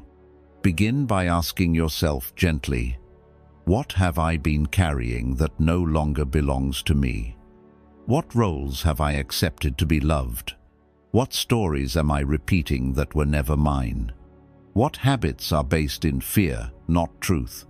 These questions are not to shame you. They are keys. Keys to unlock the door between your constructed self and your real self. You may discover that much of what you believe is simply repetition. Ideas inherited from childhood, pain passed down from others, fear born from a single moment long ago that you never questioned. You may realize that the identity you fight to protect is not actually yours. It was given to you, encouraged, rewarded, but not chosen. And here lies the freedom. You can release it all. Not at once, not with violence, but with presence, with awareness, with grace. You begin to dissolve a knot in a painful way, but like mist melting in sunlight. The need to impress, it softens. The need to compare, it fades. The compulsion to explain yourself, defend yourself, prove yourself, it begins to disappear. You realize you don't need to be understood by everyone. You don't need to be amazing all the time. You don't need to be seen to be real. You simply need to be here, present, aligned, true. This shedding is not weakness. It is not regression. It is evolution in reverse return, not a retreat. A return to what is simple, natural, real, like the way a tree lets go of leaves in autumn. Not because it is dying, but because it trusts the cycle of life. It knows that in letting go, something deeper can grow. The more you let go, the more you begin to feel space inside. Space to breathe, to rest, to feel, to listen. You become less reactive, more grounded, less controlling, more trusting, less armored, more open. You stop trying to hold everything together. You stop gripping so tightly. You let the river carry you. You let the day unfold. You stop pushing so hard to be someone and you start being. In this way, Buddhism teaches the principle of emptiness not as a negative thing, but as profound possibility. Emptiness is the space where awareness lives, where clarity arises, where joy visits. When you are full of tension, judgment, distraction, desire, there is no room for anything sacred. But when you empty the cup, the light pours in. And as you become less, paradoxically, you begin to shine more. Not in a loud way, not in a performance, but in presence. People feel your calm, your depth, your truth. They are drawn not to what you say, but to the space you hold. Not to what you have, but to how you carry yourself. You become a reminder without trying for others to return to their own center. And that, quietly, is how the world changes. But this path is not without resistance. The ego will panic. It will say, if I let go, I'll disappear. If I stop trying, I'll fall behind. If I stop being everything for everyone, I'll be forgotten. These are not the voice of your soul. These are echoes of fear, and fear cannot see clearly. You must breathe through it, return again and again to trust. You do not need to collapse to be seen. You do not need to hustle to be worthy. You do not need to be everything to be whole. As you release more, you become more sensitive and not in a weak way, but in an awake way. You start to notice things you used to miss. The way the light touches your skin, the pause between sounds, the feeling in your heart when you sit still, the depth of a single breath, the beauty of doing one thing with full attention. This sensitivity is not a burden, it is a gift. It is the return of aliveness. Eventually, you begin to see that the path of less was never about loss. It was about freedom. Freedom from pretending, from pleasing, from proving. Freedom from the noise that says, you must always be more. You are not here to build a more impressive image. You are here to build a more spacious soul. You are not here to rise above life. You are here to sink more deeply into it. Not by becoming more, but by becoming less. And in that lessness, you find everything that matters. Stop chasing enlightenment, start living in awareness. Many seekers begin their journey with a longing to become enlightened. They read books, follow teachers, practice techniques, attend retreats, and try to collect moments of peace like rare treasures. They imagine enlightenment as some final destination, a peak beyond suffering, a permanent state of bliss, a moment when all confusion dissolves and they become untouchable, perfect, wise. But Buddhism gently reminds us of a profound truth. Enlightenment is not something you chase, it is something you remember, something you uncover, something that is already hidden beneath the layers of distraction. The more you chase, the further it seems. The more you grasp for peace, the more anxious you become. The more you try to be spiritually perfect, the more disconnected you feel. Why? Because the very act of chasing takes you away from the present moment. It creates a future-based illusion. I am not there yet. And with that thought, you separate yourself from your own awakening. But true spiritual growth is not a race. It is not a badge. It is not something to perform or prove. It is not found in exotic rituals or distant places. It is found in presence, in silence, in awareness, in the way you show up to each moment without needing it to be different, in how honestly you meet your own heart, in how gently you listen to your breath, in how patiently you treat your fears, in how fully you allow yourself to just be. Buddhism doesn't offer a finish line, it offers a path.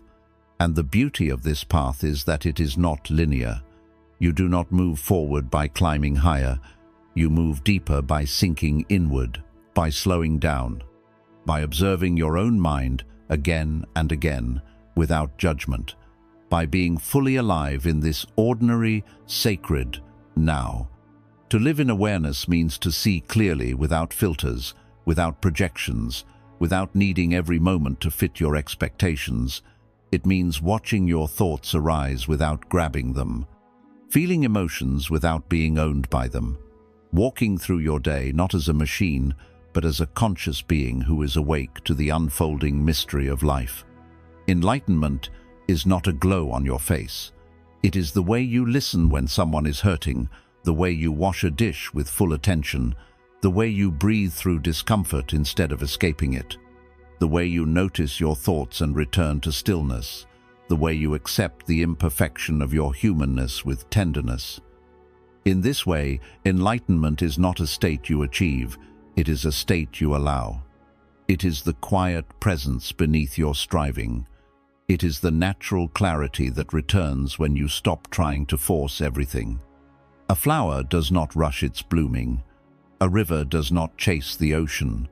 The moon does not hurry to complete its cycle. They all unfold in rhythm with their nature. And you too are nature. You do not need to accelerate your awakening. You need to align with it. Trust that it is already happening in every breath you take with awareness. Every time you bring your attention back to this moment. Every time you respond with love instead of fear. Sometimes you will feel deeply connected. Other times, lost and confused. This is not failure, it is the path. The mind is like the sky, sometimes clear, sometimes cloudy. But beneath it all, your awareness remains. The clouds do not destroy the sky. Your distractions do not destroy your potential. They only veil it for a while. Stop measuring your progress by how still your mind is. Measure it by how quickly you return to awareness when you forget. That return is your strength. That return is your real practice. That return is the sign that awakening is not ahead of you, is within you. Be wary of chasing experiences, visions, sensations, moments of bliss.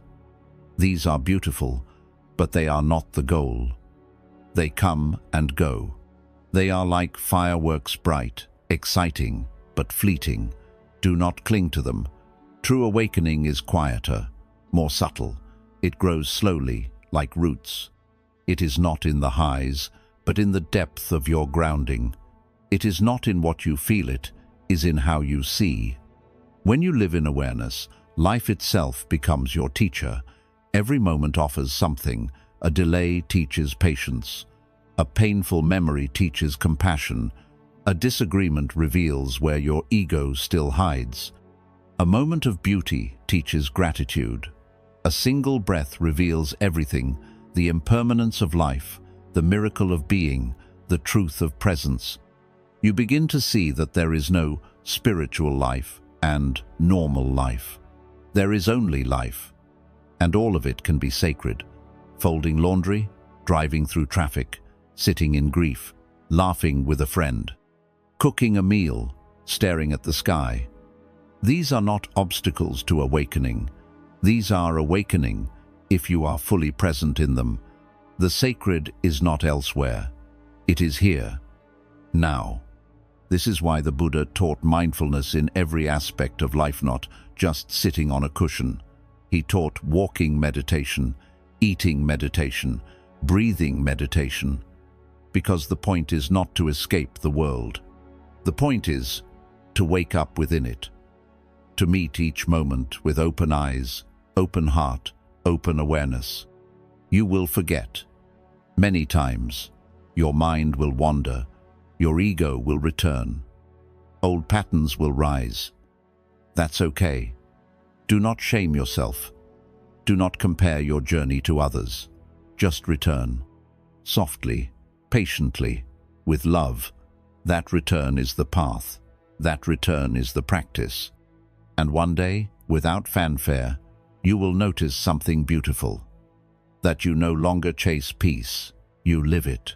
That you no longer seek validation, you rest in truth.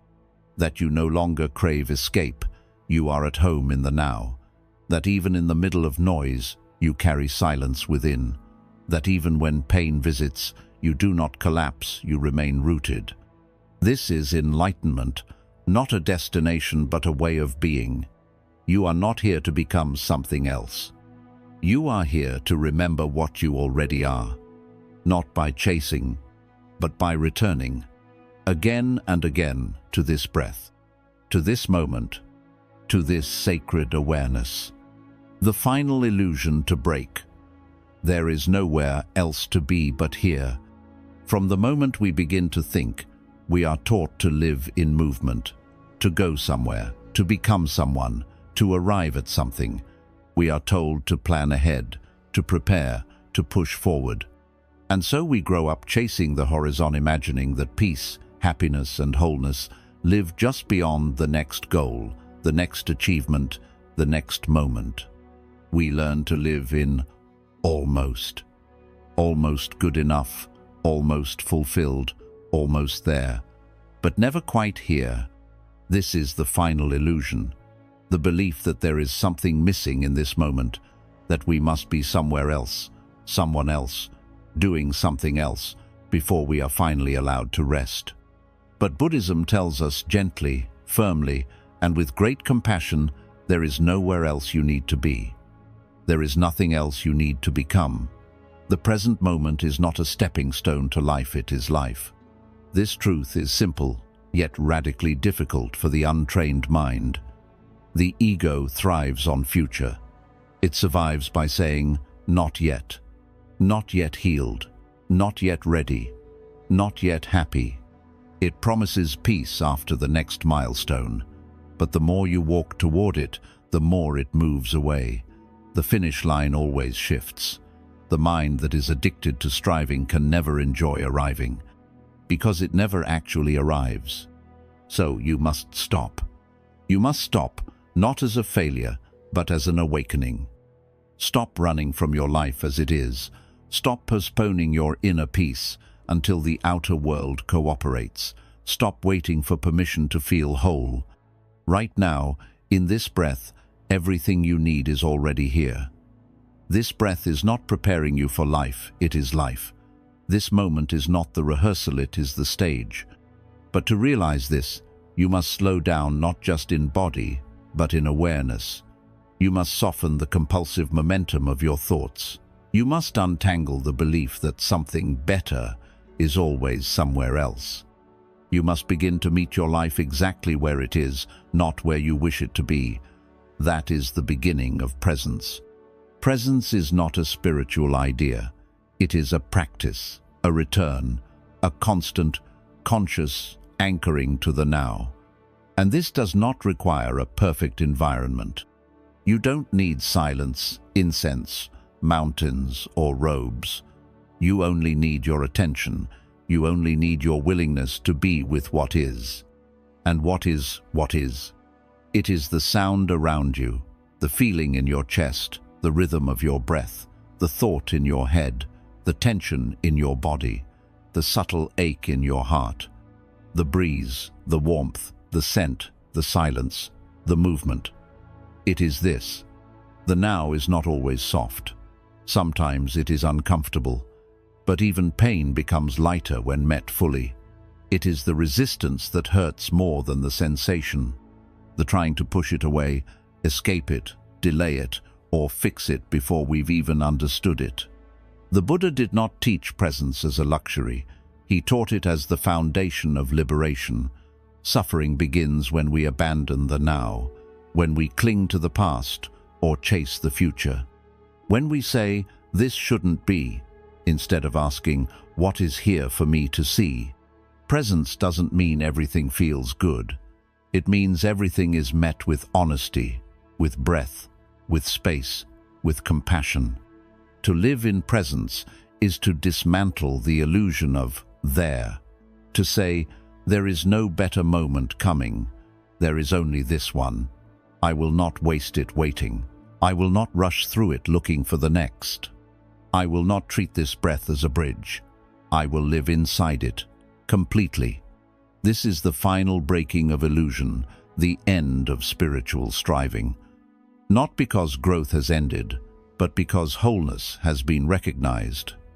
Growth continues, yes, lessons continue, but now they unfold inside peace, not as a path to peace.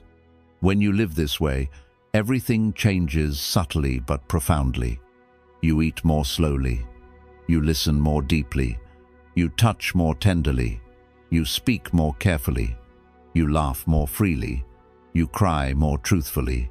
You breathe more gratefully. Life does not need to be extraordinary to be sacred. It only needs your attention. The mind will still try to leave. That is its habit. But now you will notice. Now you will return. Again and again. Each return is a holy act, a quiet victory, a reconnection with what was never lostly forgotten. When you train yourself to remain here, you begin to feel life again, not as concept, but as sensation. The way sunlight touches your skin, the sound of your own footsteps, the pause between words, the weight of your body as it rests. These things become portals, not to more, but to enough. Presence is the end of waiting, waiting for someone to change, waiting for the past to make sense, waiting for success, waiting for clarity, waiting for the world to calm down. Presence says, "This is enough. I am enough. Now is enough." And when that is realized not just intellectually, but deep in the bones, you find something greater than enlightenment. You find peace. You find wholeness not as a destination, but as your nature. You are not becoming anything. You are returning to what is simple, to what is real, to what has always been silently waiting beneath your thoughts. This return is not dramatic. It is quiet. You may be folding laundry, washing your face, walking alone, and suddenly, without any grand event, you realize, "I am not searching anymore."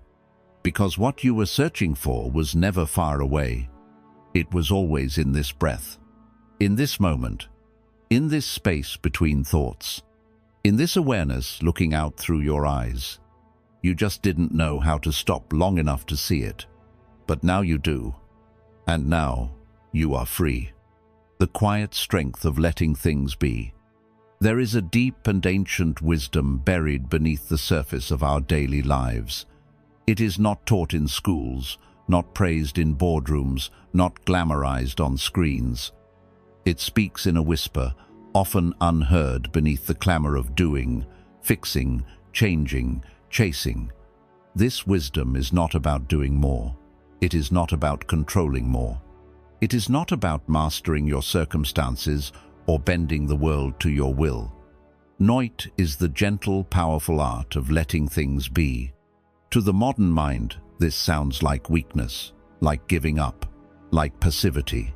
But to the awakened heart, letting things be is not surrender to defeat it, is surrender to reality. And in that surrender lies freedom deeper than any victory, peace stronger than any plan, and strength quieter than any shout. Buddhism teaches that suffering begins not with pain, but with resistance, not with difficulty, but with our refusal to allow what already is. We do not suffer because life is imperfect. We suffer because we demand that it be different, that people be different, that we be different. And every time we fight what is, we lose not the battle, but our peace. Every should becomes a weight. Every why is it this way becomes a rope that binds us to a pain that could have passed through use if only we allowed it. Letting things be does not mean apathy. It does not mean you stop caring. It does not mean you abandon responsibility. It means you stop trying to control the uncontrollable. You stop trying to force the river to flow in the direction your ego demands. You allow people to be where they are on their journey. You allow your emotions to arise without judgment. You allow yourself to feel, to grieve, to stumble, without punishing yourself for not always being composed or enlightened. This is not laziness. It is presence. It is choosing to stay grounded in the now rather than racing toward some imagined better. It is choosing to trust the unfolding, even when you don't understand it. It is choosing to soften when every part of your ego wants to tense.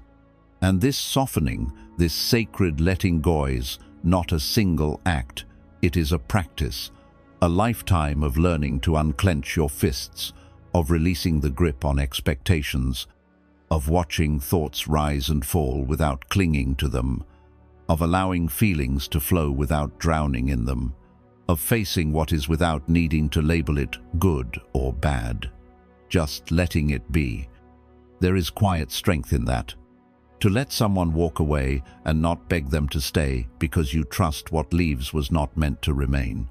To feel sadness and not distract yourself because you know it is sacred too. To fail and not spiral into shame because you no longer measure yourself by outcomes. To stand in uncertainty and not rush for answers because you have come to see that not knowing is not the enemy. To let go of the old story and not replace it with a new illusion because you are learning to live without a script. In this space of allowing, transformation begins not because you forced it, but because you made room for it. The lotus doesn't bloom because it tries. It blooms because the conditions allow it to. And you too are nature. You grow best in space, not in pressure. Letting things be is not the end of effort, it is the beginning of aligned effort. When you stop wasting energy resisting life, you gain the energy to participate in it fully, not as a controller, but as a co-creator. You no longer act out of panic, fear, or urgency. You act from clarity, from groundedness, from the center of your being, where stillness lives. This way of being is not taught by force, but by experience. It is learned when you try everything to fix your pain and realize that the pain is not asking to be fixed, it's asking to be felt. It is learned when you push and push and push and finally collapse into the truth that peace cannot be pushed into place. It must be allowed to emerge, gently, like dawn rising after the night has had its say. This is why the greatest teachers sit in silence, why the Buddha did not build empires but simply sat. Because when you let things be, when you stop chasing, grasping, resisting, what remains is not nothingness. What remains is your natural state, spacious, open, aware, at peace. Letting things be also applies to yourself. You are not a problem to be solved. You are a mystery to be honored. Yes, there is healing to do. Yes, there are habits to transform, but not all at once. Not under the whip of self-judgment. You are allowed to grow slowly. You are allowed to be inconsistent. You are allowed to be human. There is a deep breath waiting for you beneath every moment of tightness, a soft place beneath every harsh expectation, a stillness beneath the noise. You only need to stop, to pause, to rest your hand on your heart and whisper, "It's okay. I don't have to fix this right now. I can just let it be." And then watch what happens. Sometimes the problem dissolves on its own. Sometimes the tension melts. Sometimes the insight you were grasping for arrives effortlessly. And even if it doesn't, even if nothing changes, you change. You become softer, more spacious, more at peace. And in that space, you begin to liven not from the head, but from the heart. Not from fear, but from trust. Not from needing to control, but from the freedom of surrender. This does not mean your life becomes passive. On the contrary, it becomes more alive. Because you are no longer fighting life, you are flowing with it. You are no longer trying to shape the wave, you are surfing it. You are no longer bracing for every moment, you are meeting it with open palms. Letting things be is an act of deep respect for yourself, for others, for life. It is choosing to be present without condition. It is choosing to love without possession. It is choosing to see without distortion. And it is choosing to live not in the imagined perfection of the future, but in the raw, sacred truth of now. So the next time your heart feels tight, your mind races, your plans fall apart, pause. Feel your breath. Soften your shoulders. Unclench your jaw. And whisper gently, let it be. Let this moment be what it is. Let life be what it is. Let yourself be as you are. And watch as the peace you were chasing begins to rise not from the outside, but from within. Not because everything became perfect, but because you finally stopped trying to force it to be. The most powerful truth: you already have everything you were searching for. You've walked so far, through chaos and stillness, through pain and healing, through confusion and clarity, through the noise of the world and the silence of your soul. You've searched high and low within books, within people, within philosophies, within dreams for something that would finally feel like home, some final answer, some state of being that would finally make the puzzle complete. And maybe you believed that if you read enough, healed enough, worked enough, disciplined yourself enough, meditated enough, suffered enough, you would eventually arrive. That there would be a point, somewhere down the path, when the doubts would vanish, the mind would go silent, the questions would all be answered, and you would stand at the summit of life and say, "This is it. I am done." But Buddhism gently, tenderly opens your hand and shows you the truth that changes everything, not in a sudden flash, but like sunlight slowly filling a quiet room. There is nothing left to seek. You already have what you were searching for.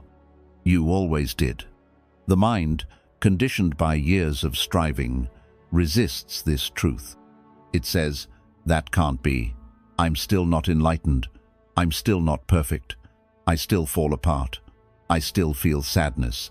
I still don't know what I'm doing." But peace doesn't wait for perfection. Joy doesn't wait for your mind to become flawless. Fulfillment doesn't come from eliminating pain.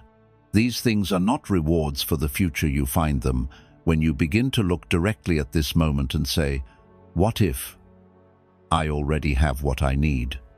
You already have the breath. You already have the awareness. You already have the silence within you. You already have the capacity to love, to rest, to create, to heal.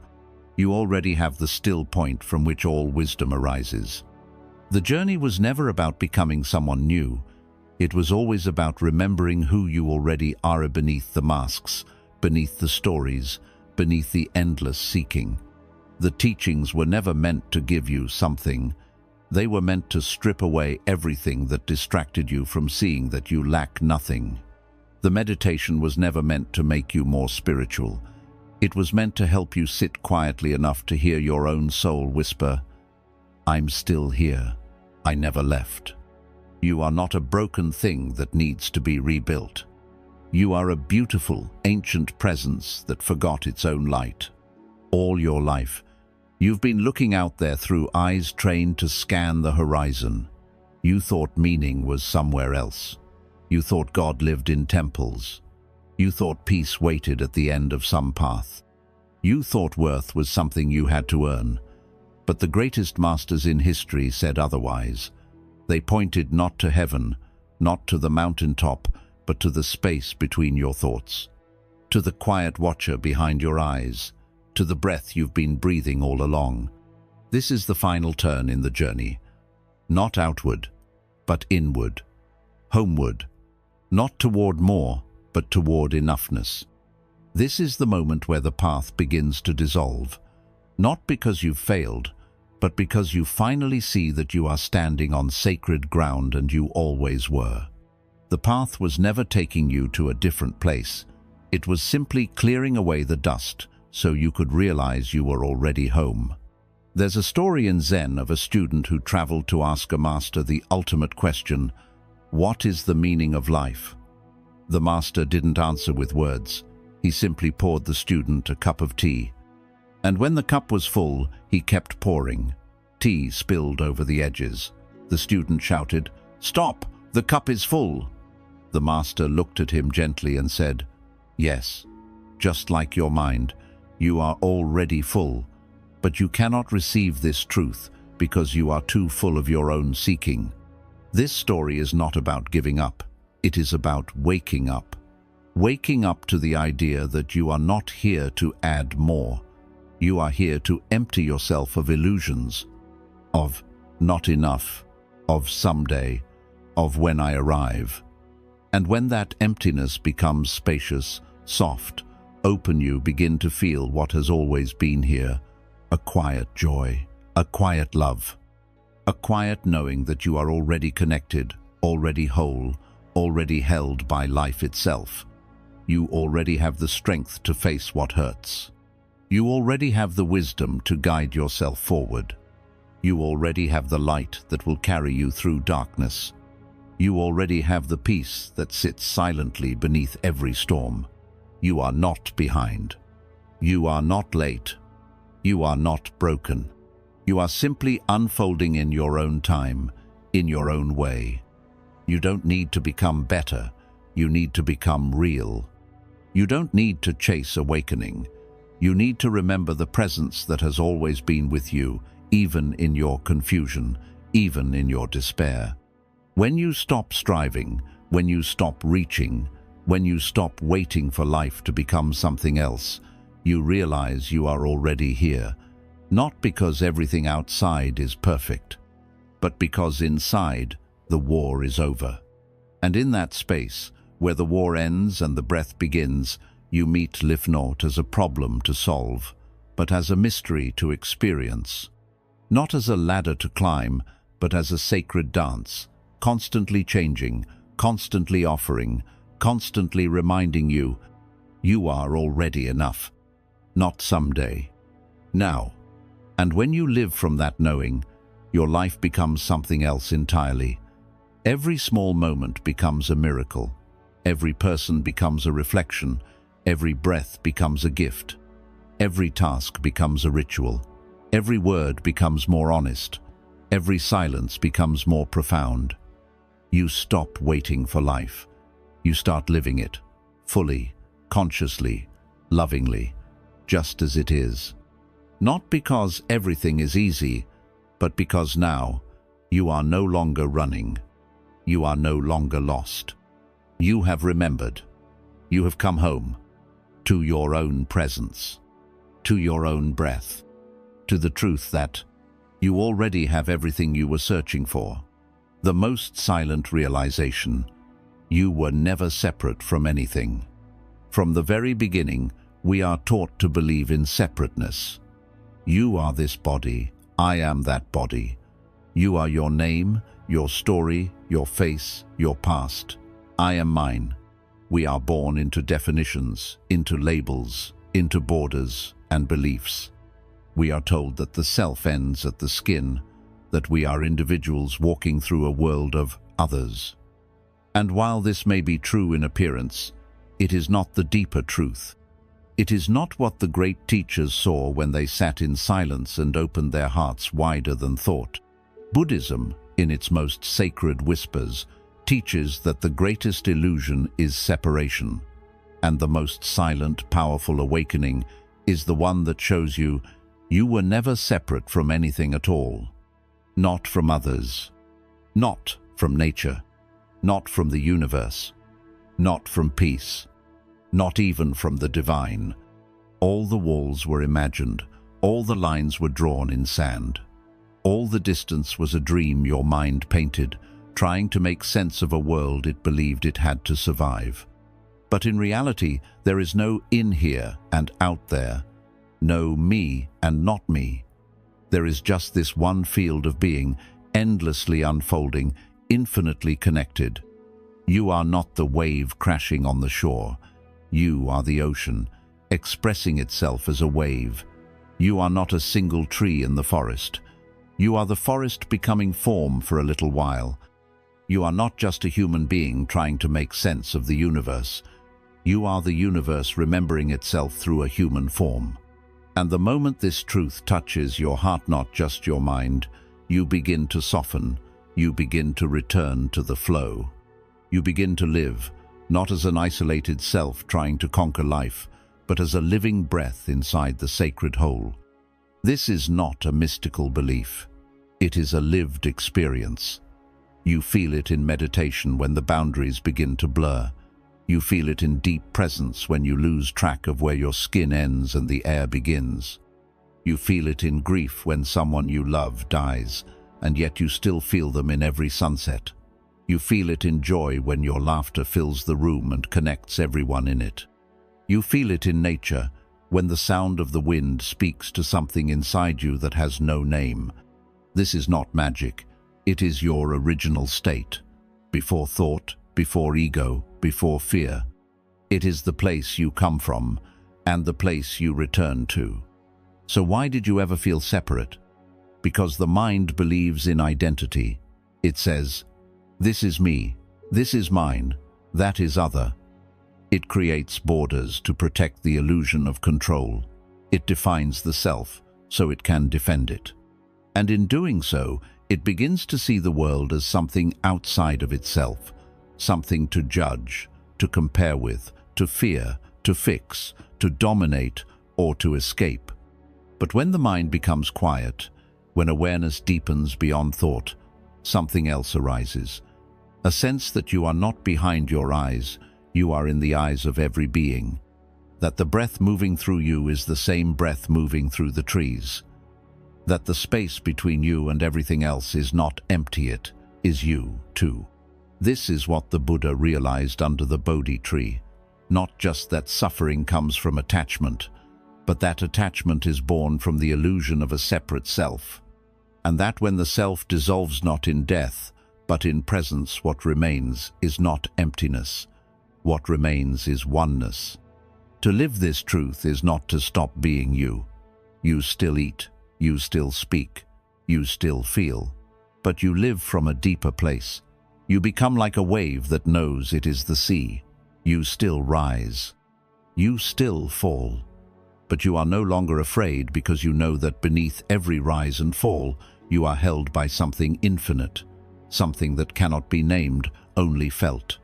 This feeling brings deep compassion, because once you know you are not separate from others, how can you harm them? Their pain is your pain, their joy is your joy. When you look into another's eyes and see yourself, kindness becomes natural, forgiveness becomes easier. Judgment loses its bite, love stops needing permission. You are no longer loving someone, you are simply loving because that's who you are. This realization also brings peace. You no longer feel the need to fix everything. You understand that life is not broken. It is complex, mysterious, painful, beautiful, but not broken. You are no longer trying to win, no longer trying to escape, no longer trying to control every outcome. You live more simply, more gently, more quietly. Because you no longer feel separate from the rhythm of life, you are the rhythm. Even fear begins to fade. Because what is fear but the belief that something out there can threaten me in here? But when you see clearly, you realize there is no out there. It is all part of the same dream. And when you wake up within the dream, fear becomes a story that dissolves in the light of presence. To touch this truth is a sacred moment. To live it, moment by moment, is liberation. You do not need to reach it through effort. You do not need to earn it through perfection. You only need to stop and feel. Listen deeply. Watch the breath. Let the noise fall away. And ask gently, Who am I when I stop pretending to be separate? You are not your name, not your story, not your mistakes, not your trauma, not your thoughts, not your achievements, not even your body. You are the stillness that watches it all. You are the presence behind the eyes. You are the vastness between your thoughts. You are the silence from which all things arise and to which all things return. And you were never apart from anything, not from the earth, not from the sky, not from the divine, not from peace, not from love. You only dreamed you were. But now, the dream is ending. Now, you are waking up, not to a new place, but to the truth that never left you. The final mirror. Life reflects what you hold within. There is a stillness within you so vast that it holds the entire sky. There is a quiet in your being so deep that even the stars seem to echo inside it. But most of us never enter that stillness. We are too busy reacting, blaming, struggling, running, looking outward and forgetting the source of everything that touches us begins inward.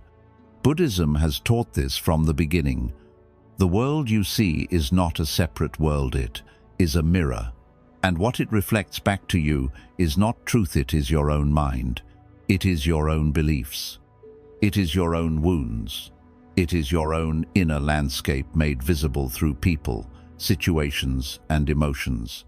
The angry person doesn't just see anger in others, they trigger it, they attract it, they interpret everything through it. The anxious heart imagines threats where there are none. The bitter soul sees betrayal in every gesture, but the peaceful heart, it sees peace in places others would miss. The grateful heart sees miracles in moments the world calls ordinary.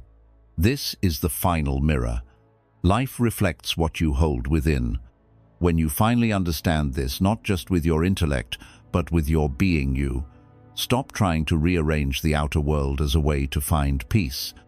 You stop thinking you can manipulate people or outcomes or status to finally feel safe or worthy or fulfilled.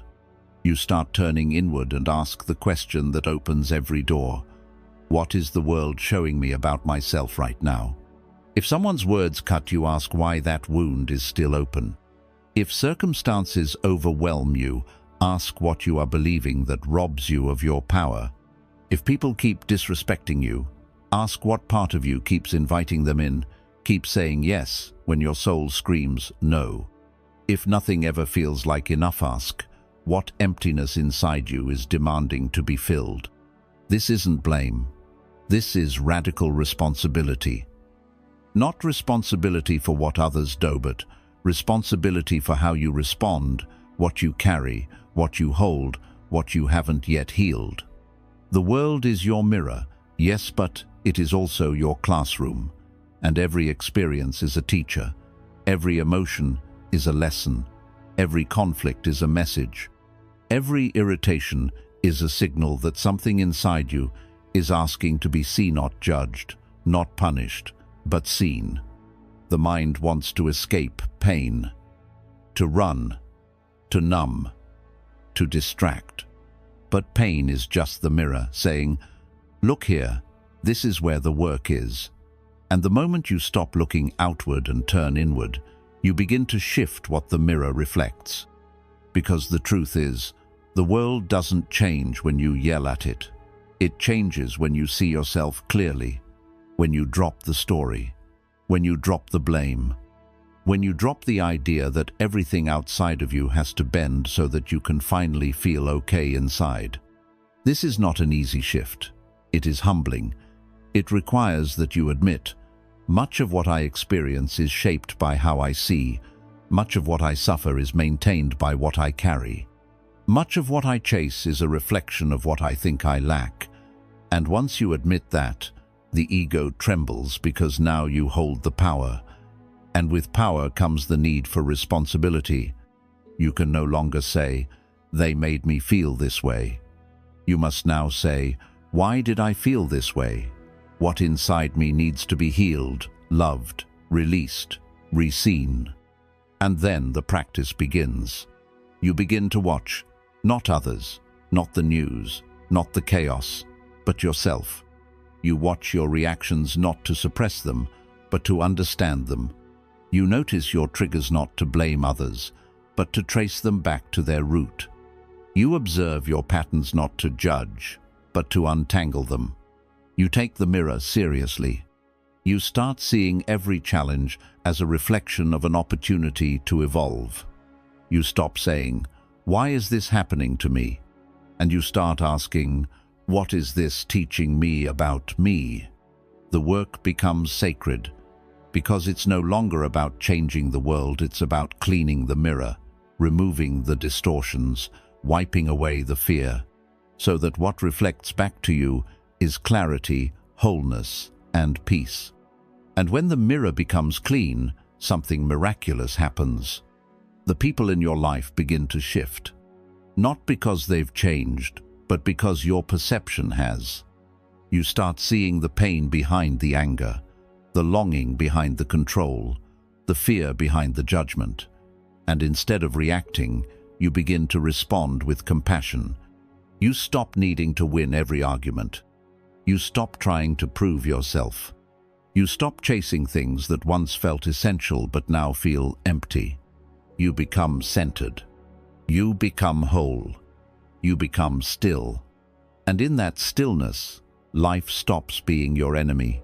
It becomes your ally. Because now you know, whatever it brings for your awakening. The people who annoy you, their presence teaches patience. The uncertainty around you teaches surrender. The heartbreak you carry, it teaches you to love yourself more fiercely. The mistakes you made, they taught you humility. The dreams that didn't work out, they redirected you to something better. It was never about controlling the mirror. It was about transforming what it reflects. And when you commit to that inner transformation, not as a one-time epiphany, but as a daily practice, life begins to soften. You begin to feel more aligned, more empowered, more present. Not because the world became perfect, but because you stopped projecting your wounds onto it. Because you started seeing things as they are, not as your fear paints them. Because you stopped trying to change the mirror and instead became the change you were begging to see. So, breathe. Stand still. Look deeply into the reflection of this moment. Ask not, "Why is this like this?" but, "What in me is asking to be seen, accepted, healed, or released?" And then listen. Let life speak. It has been reflecting your soul back to you all along. The river is not lost just because it wins. Embracing the non-linear path of awakening. In the silent forests of the soul, far from the paved roads of logic and timelines, there wins a path that does not follow straight lines. It twists, it doubles back, it disappears into fog. Sometimes it climbs, sometimes it drops into the unknown, and to the mind that demands certainty, it looks like failure. It looks like being lost. But look again. This is not failure. This is the nature of rivers. This is the truth of inner awakening. It does not move like a ladder. It moves like water flowing with the land, adjusting to the shape of each moment, bending where it must, returning when it needs to, and carving through rock with patience, not force. The river is not lost just because it turns. And neither are you. In the beginning of the journey, we imagine growth as a straight upward climb. We think, if I just keep meditating, keep reading, keep healing, I will rise higher, better, calmer, wiser every day. But soon we discover the deeper truth. Real growth is not linear. It is cyclical. It is spiral. It is alive. There are days when the light pours through and everything makes sense. When you feel free, open, grounded, you think, this is it, I've found my center. But then, a week later, something stirs an old memory, a wave of sadness, a storm of fear, and suddenly you feel like you've gone backward. You say, "I thought I healed this." You say, "I thought I was past this." You say, "Why am I here again?" But the river whispers, "You are not back where you were. You are visiting the same place from a deeper depth, from a new layer, from a wiser self. This is not regression. This is return. This is refinement. This is the spiral path that circles back not to trap you, but to invite you to meet yourself again, more gently, more completely, more honestly. In Buddhism, this understanding is crucial. The path to liberation is not a race. It is not a checklist. It is not about moving forward as quickly as possible. It is about awakening layer by layer, shedding illusion after illusion, sitting with pain after pain, not to fix it instantly, but to hold it until it reveals its teaching. This is why the Buddha sat, not to escape the cycles, but to see clearly within them. So if you feel like you're circling the same wounds, the same doubts, the same fear spores, breathe, ask not, "Why am I here again?" but, "What have I not yet fully felt? What truth is waiting to be embraced at a deeper level?" Sometimes we revisit old pain not because we failed to heal, but because now finally we are strong enough to hold it with more compassion.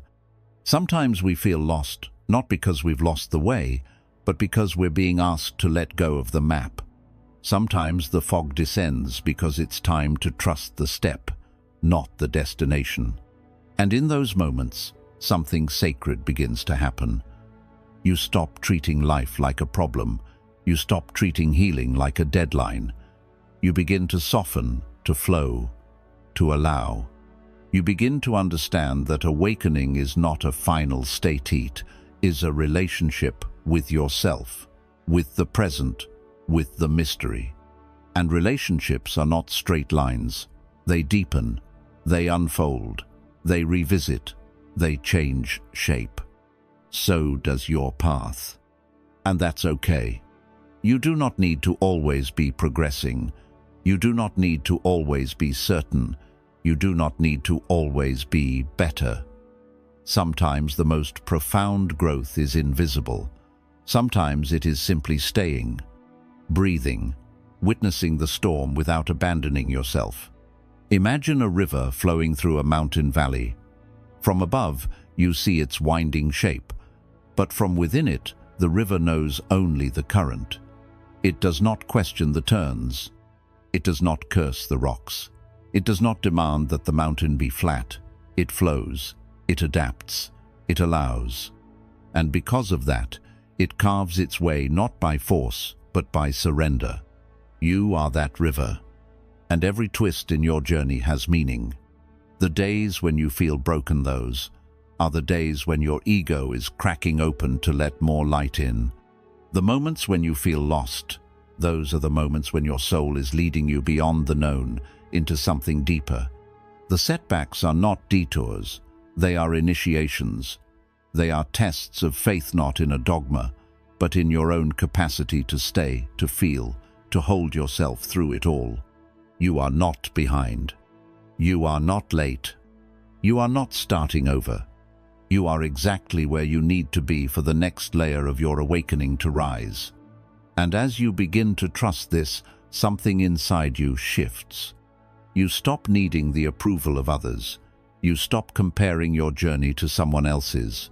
You stop measuring your worth by how fast you grow. You stop needing to explain your process. You begin to live it. You begin to trust the silence.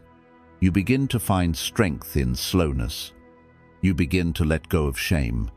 You begin to laugh more, to cry more, to feel more, to be more fully you, not the perfected version of you.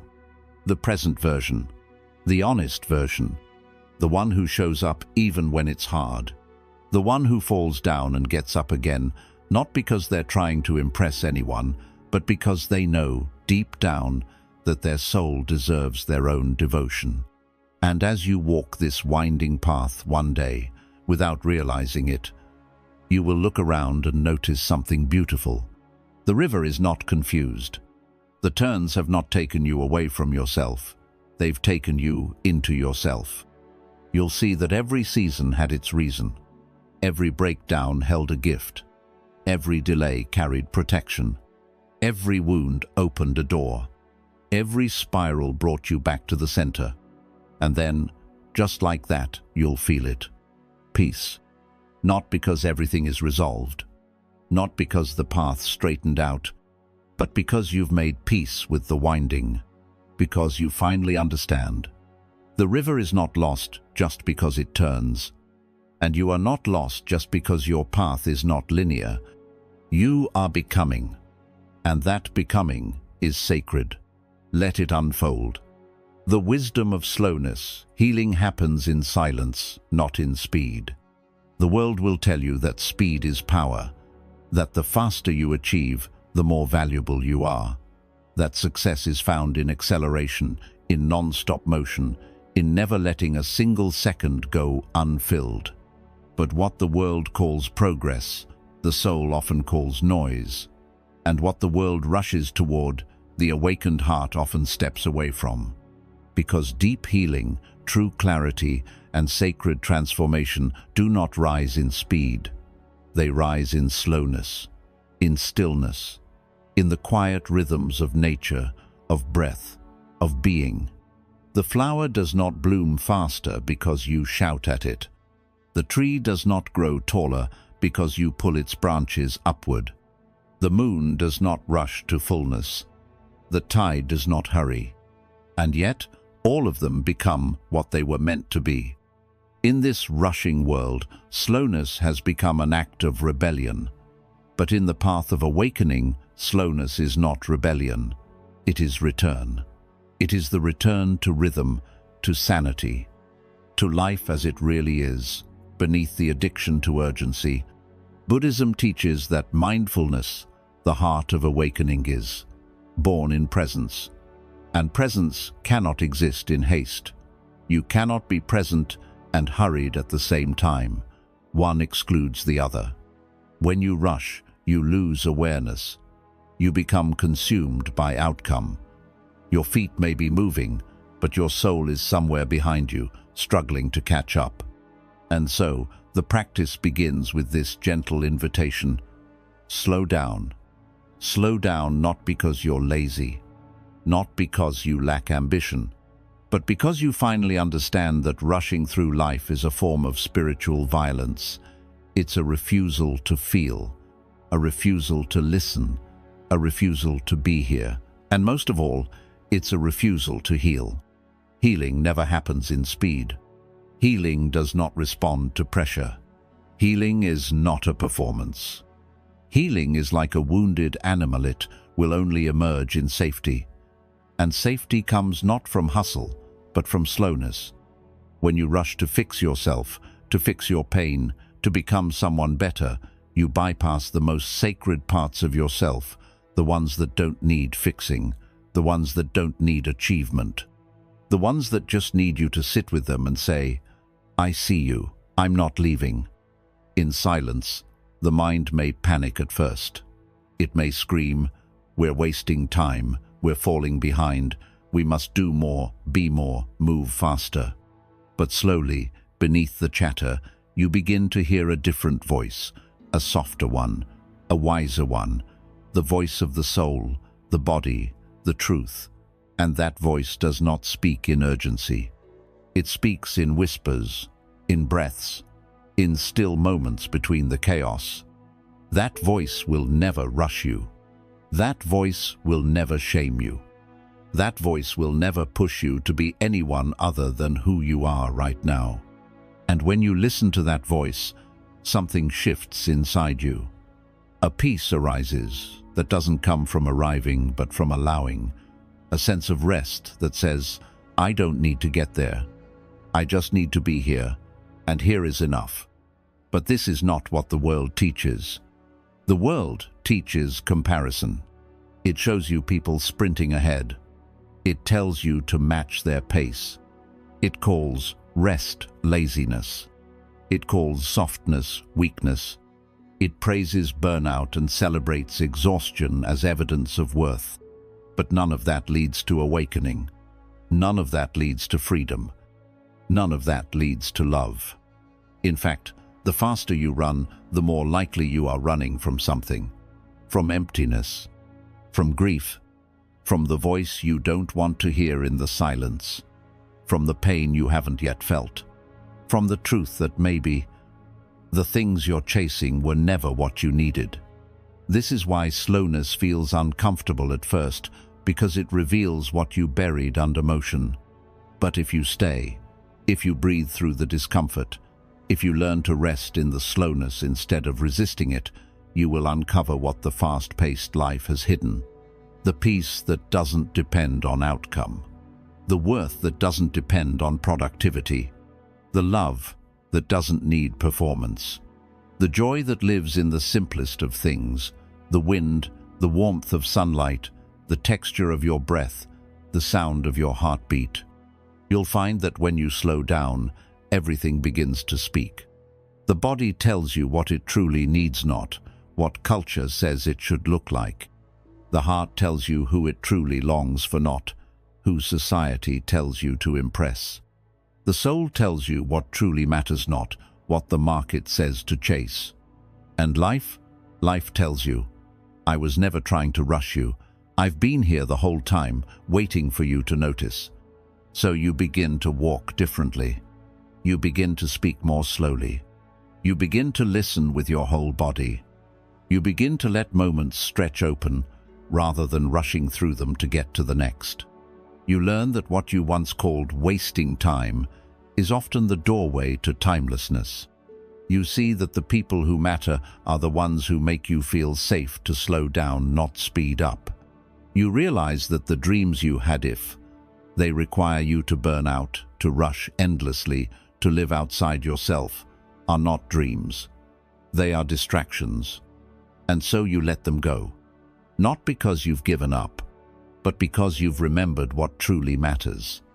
And then healing begins.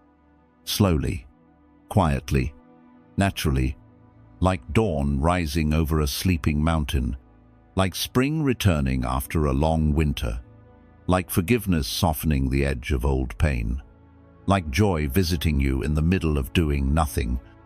This is the wisdom of slowness.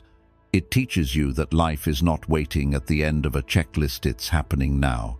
And the more you slow down, the more you notice it, the more you fall in love with it, the more you come home to it. Because your soul doesn't move in straight lines. It moves in spirals, in rhythms, in tides, in the shape of breath. And to honor your soul, you must honor its pace. So let this be your new mantra. Slow is not weak.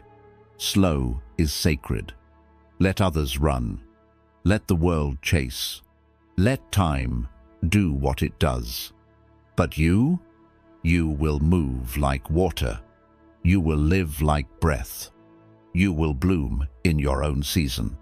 And in that slowness, you will find not delay but depth, not laziness but liberation, not failure but freedom. The deepest surrender. Let go of who you think you should be. There comes a moment quiet, sacred, often unnoticed, when all the striving in you grows tired, when the masks you wear to be loved begin to weigh heavy, when the noise inside your mind becomes louder than the world outside, and you feel it not with panic, but with clarity, a whisper from within that says, I can't do this anymore. I can't keep pretending. I can't keep pushing. I can't keep chasing the image of a self I'm supposed to be. That moment is not a breakdown. It is a breakthrough. Because that is the moment you begin to meet your true self, not the polished one, not the perfect one, not the one you try to become, but the real one, the quiet one, the one who has been with you all along, waiting for your surrender. Buddhism teaches that the root of all suffering is attachment. But one of the most dangerous attachments is the one we often overlook, the attachment to who we think we're supposed to be. You were told from a young age, be strong, Be successful. Be kind, but not too soft. Be humble, but impressive. Be spiritual, but not strange. Be beautiful. Be efficient. Be someone they admire. So you shaped yourself. You learned how to hide your mess, how to say the right things, how to shrink your sadness and inflate your confidence, how to present a version of yourself that others could accept. But in doing so, you slowly abandoned your own soul. Not out of malice, out of survival. You didn't betray yourself because you were weak. You did it because you thought it was the only way to be loved. And that's where the suffering began, not in your imperfections, but in your disconnection from what was real. You became a character in your own life, a performer, a fixer, a seeker of approval. But now, something deeper is calling you back. And it doesn't speak in the language of self-improvement. It speaks in the language of surrender. Let go. Let go of the performance. Let go of the need to impress. Let go of the story that you are only worthy if you become someone else. Let go of the voice that says, "I'll be enough when," because that voice never ends. It will chase you through every achievement. It will poison every success. It will haunt every quiet moment with the whisper, "Still not enough." But the truth, the beautiful, radical, liberating truth is that you don't need to become anyone else to be whole. You don't need to fix yourself to be loved. You don't need to earn your place on this earth. You already belong. You already carry light. You already have everything you need, not in your future self, but in the you that exists right now, beneath the fear, beneath the shame, beneath the false roles. And the path back to that self is not found in foresight, is found in surrender. Let go. Let go of the image. Let go of the pressure. Let go of the belief that your worth is conditional. When you do, you may feel lost at first, because the identity you clung to, even if painful, was familiar. It gave you a role, it gave you a purpose, it gave you a mask. And when the mask falls away, you may ask, who am I without this? Will anyone still love me? What if I'm too much or not enough? These questions are not wrong. They are sacred. They are the beginning of awakening. Not the awakening of a new self, but the rediscovery of the original one. The child within you who danced without asking why. The soul that felt the wind and called it a friend. The heart that didn't perform it, simply was. That is what you are returning to. And from that place, something beautiful happens. You no longer seek perfection, you seek presence. You no longer beg for love, you become love. You no longer ask, how can I be better? You ask, how can I be more honest, more kind, more free? And that freedom does not come from doing more. It comes from letting go of what is false. You stop trying to hold it all together. You allow yourself to cry without shame. You forgive yourself for not being perfect. You laugh again, not because everything is fixed, but because you're no longer pretending. You speak your truth, even if your voice trembles. You walk away from things that drain you. You rest, not because you earned it, but because you're human. You stop chasing healing like a finish line. You understand now. Healing is not becoming someone new. Healing is remembering who you were before the world told you who to be. And in that remembrance, your entire life begins to shift. Your relationships become more real because you're no longer trying to be someone you're not. Your decisions become simpler because you're guided by truth, not pressure. Your mind becomes quieter because you're no longer debating who you should be. Your heart becomes lighter because you're finally safe to just be. And life becomes a little softer. Not because it's easier, but because you're no longer resisting your own nature. You've stopped fighting to control the wave sand, started learning how to float. You've stopped climbing the mountain of should be, and started walking the path of already am. And in that surrender, you discover the deepest power. The power to be fully human, fully flawed, fully present and still fully worthy. So now you walk with peace, not the peace that comes from having no problems, but the peace that comes from not needing to be someone else to feel at home in your own skin. This is the final letting go, not of dreams, not of hopes, but of the illusion that you are not enough.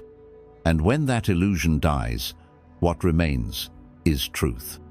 And truth, no matter how raw, is always more beautiful than perfection. So breathe. Let the image go. Let the shame fall. Let the pressure dissolve. You are not a product. You are not a brand. You are not a role to be played. You are a soul, a sacred, breathing, feeling, living soul. And your only job is not to become someone else, it is to remember who you already are. That is the deepest surrender. And that is your true beginning. The great unlearning, undoing the illusions that keep you in pain. There comes a time in every seeker's journey when learning is no longer enough. You have read the books. You have sat in silence. You have followed the teachings. You have repeated the mantras. You have collected truths like treasure stacked high in your mind, like a shrine to wisdom. And yet, something still aches. Something still stirs deep in your chest. Not a lack of knowledge, but a presence of heaviness. As if even your growth has become a burden.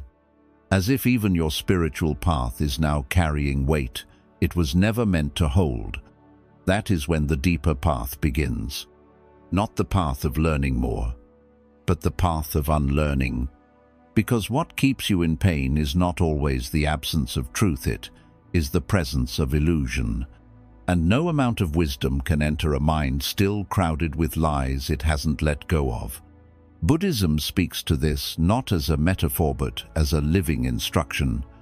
To awaken, you must unlearn the world. You must release not only your suffering, but the ideas that created it.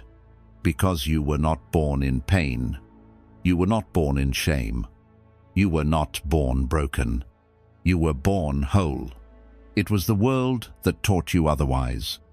It taught you that love must be earned, that your value depends on achievement, that failure makes you unworthy, that emotions are weaknesses, that silence is awkward, that rest is laziness, that you must become something greater to deserve peace.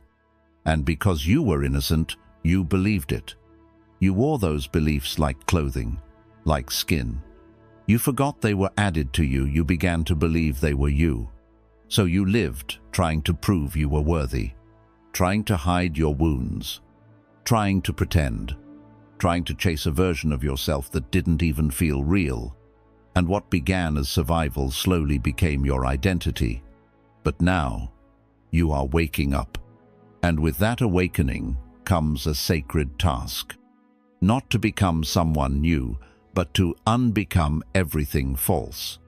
This is the great unlearning. It is the process of returning not through addition, but through subtraction.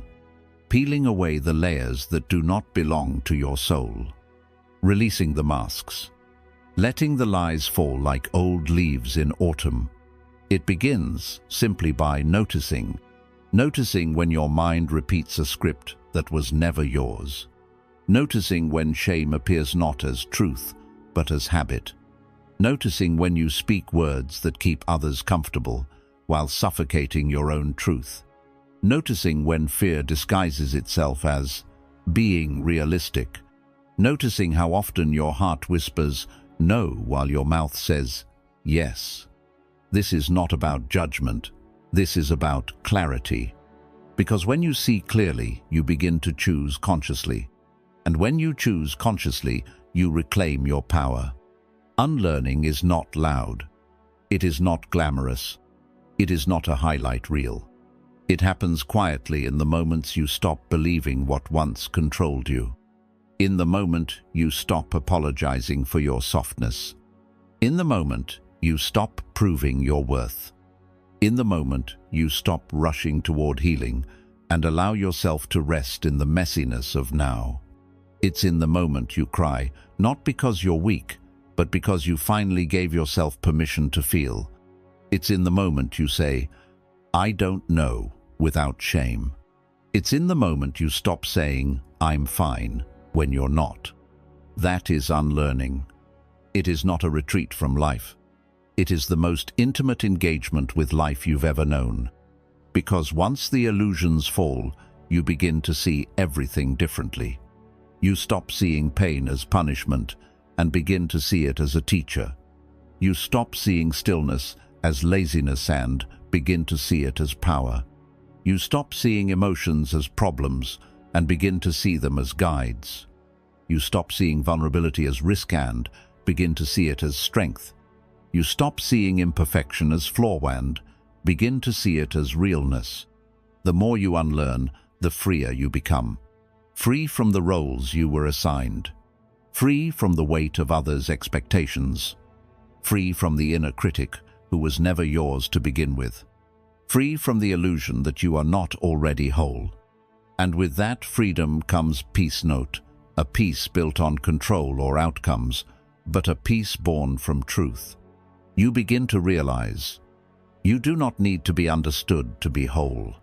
You do not need to be healed to be lovable. You do not need to be certain to be grounded. You do not need to be fearless to be brave. You only need to be honest with yourself, with your heart, with the moment. And slowly, the mind unclenches. The body softens. The armor cracks. And light pours in. Not the light of achievement, but the light of presence. Not the light of victory, but the light of being seen. You return to yourself. Not the self that was molded by trauma. Not the self that performs for love, but the self that watches, breathes, feels, and simply is. The self that does not need to be improvedly revealed. And in that revelation, the healing you were chasing arrives. Not with noise, but with silence, with stillness, with sacred remembering. So now, let go. Let go of what was never yours. Let go of who you were told to be. Let go of the lies you memorized. Let go of the need to hold it all together. Let go of the idea that peace is far away. It's not. It's here, under the layers, under the fear, under the trying. It's been here all along, waiting for you to stop becoming and start being. This is the final lesson, whispered through every leaf, every sunrise, every breath. You are not here to perform. You are not here to prove. You are not here to perfect. You are here to unlearn what is false and remember what is real. And what is real is this: you are already enough. You are already whole. You are already home. Let the illusions go. Let the light in. Let yourself be, not across lands but across the layers of your own being. You did not climb a mountain. You dissolved into it. You did not discover something new. You remembered what was ancient. And now, as this journey reaches its still point, a truth rises like dawn from within. You were never lost. You were only asleep in the dream of becoming. The world told you to chase, to fix, to prove. But the teachings whispered, sit, breathe, return. And in that return, you did not find answers. You found peace with the questions. You found silence where there was once screaming. You found breath where there was once control. And most of all, you found yourself not the mask, not the mind, but the clear, open sky behind all thought. Each lesson peeled something away. A belief, a fear, a voice that was never yours. And underneath it all, what remained was not a perfect version of you. It was the real you. Tender, vast, aware, untouched by time. You learned that control is not strength, surrender is. That silence is not emptiness, it is where everything begins. That presence is not passivity, it is the ground of all transformation. You saw that what you resist grows. What you judge hides. But what you meet with compassion melts. You learned to stop running, to stop performing, to stop punishing yourself for being human. You forgave the voice that told you healing had to be hard. You sat with your shadows long enough to see they were never monsters, just messengers. You held your pain like a child. You let go of people who loved only your masks. You stopped rushing toward peace and let peace rush toward you. And now you know, there is no finish line. There is no final awakening. There is only this breath. And this one, and this one. You are not a project. You are not a timeline. You are not a brand. You are a Sula river, a fire, a soft unfolding. You are meant to feel, to fall, to rise, to rest, to forget, and to remember again. Not because you failed, but because that's the rhythm of awakening. So now, as the final word rests on your heart, carry this knowing with you. You do not need to chase peace. You do not need to earn stillness. You do not need to become something better. You only need to return to yourself, again and again, with love, with breath, with patience. And every time you do, the path will greet you, not ahead, not outside, but within, because in the end, you were never the seeker, you were never the struggle, you were always the path. And now you walk it awake,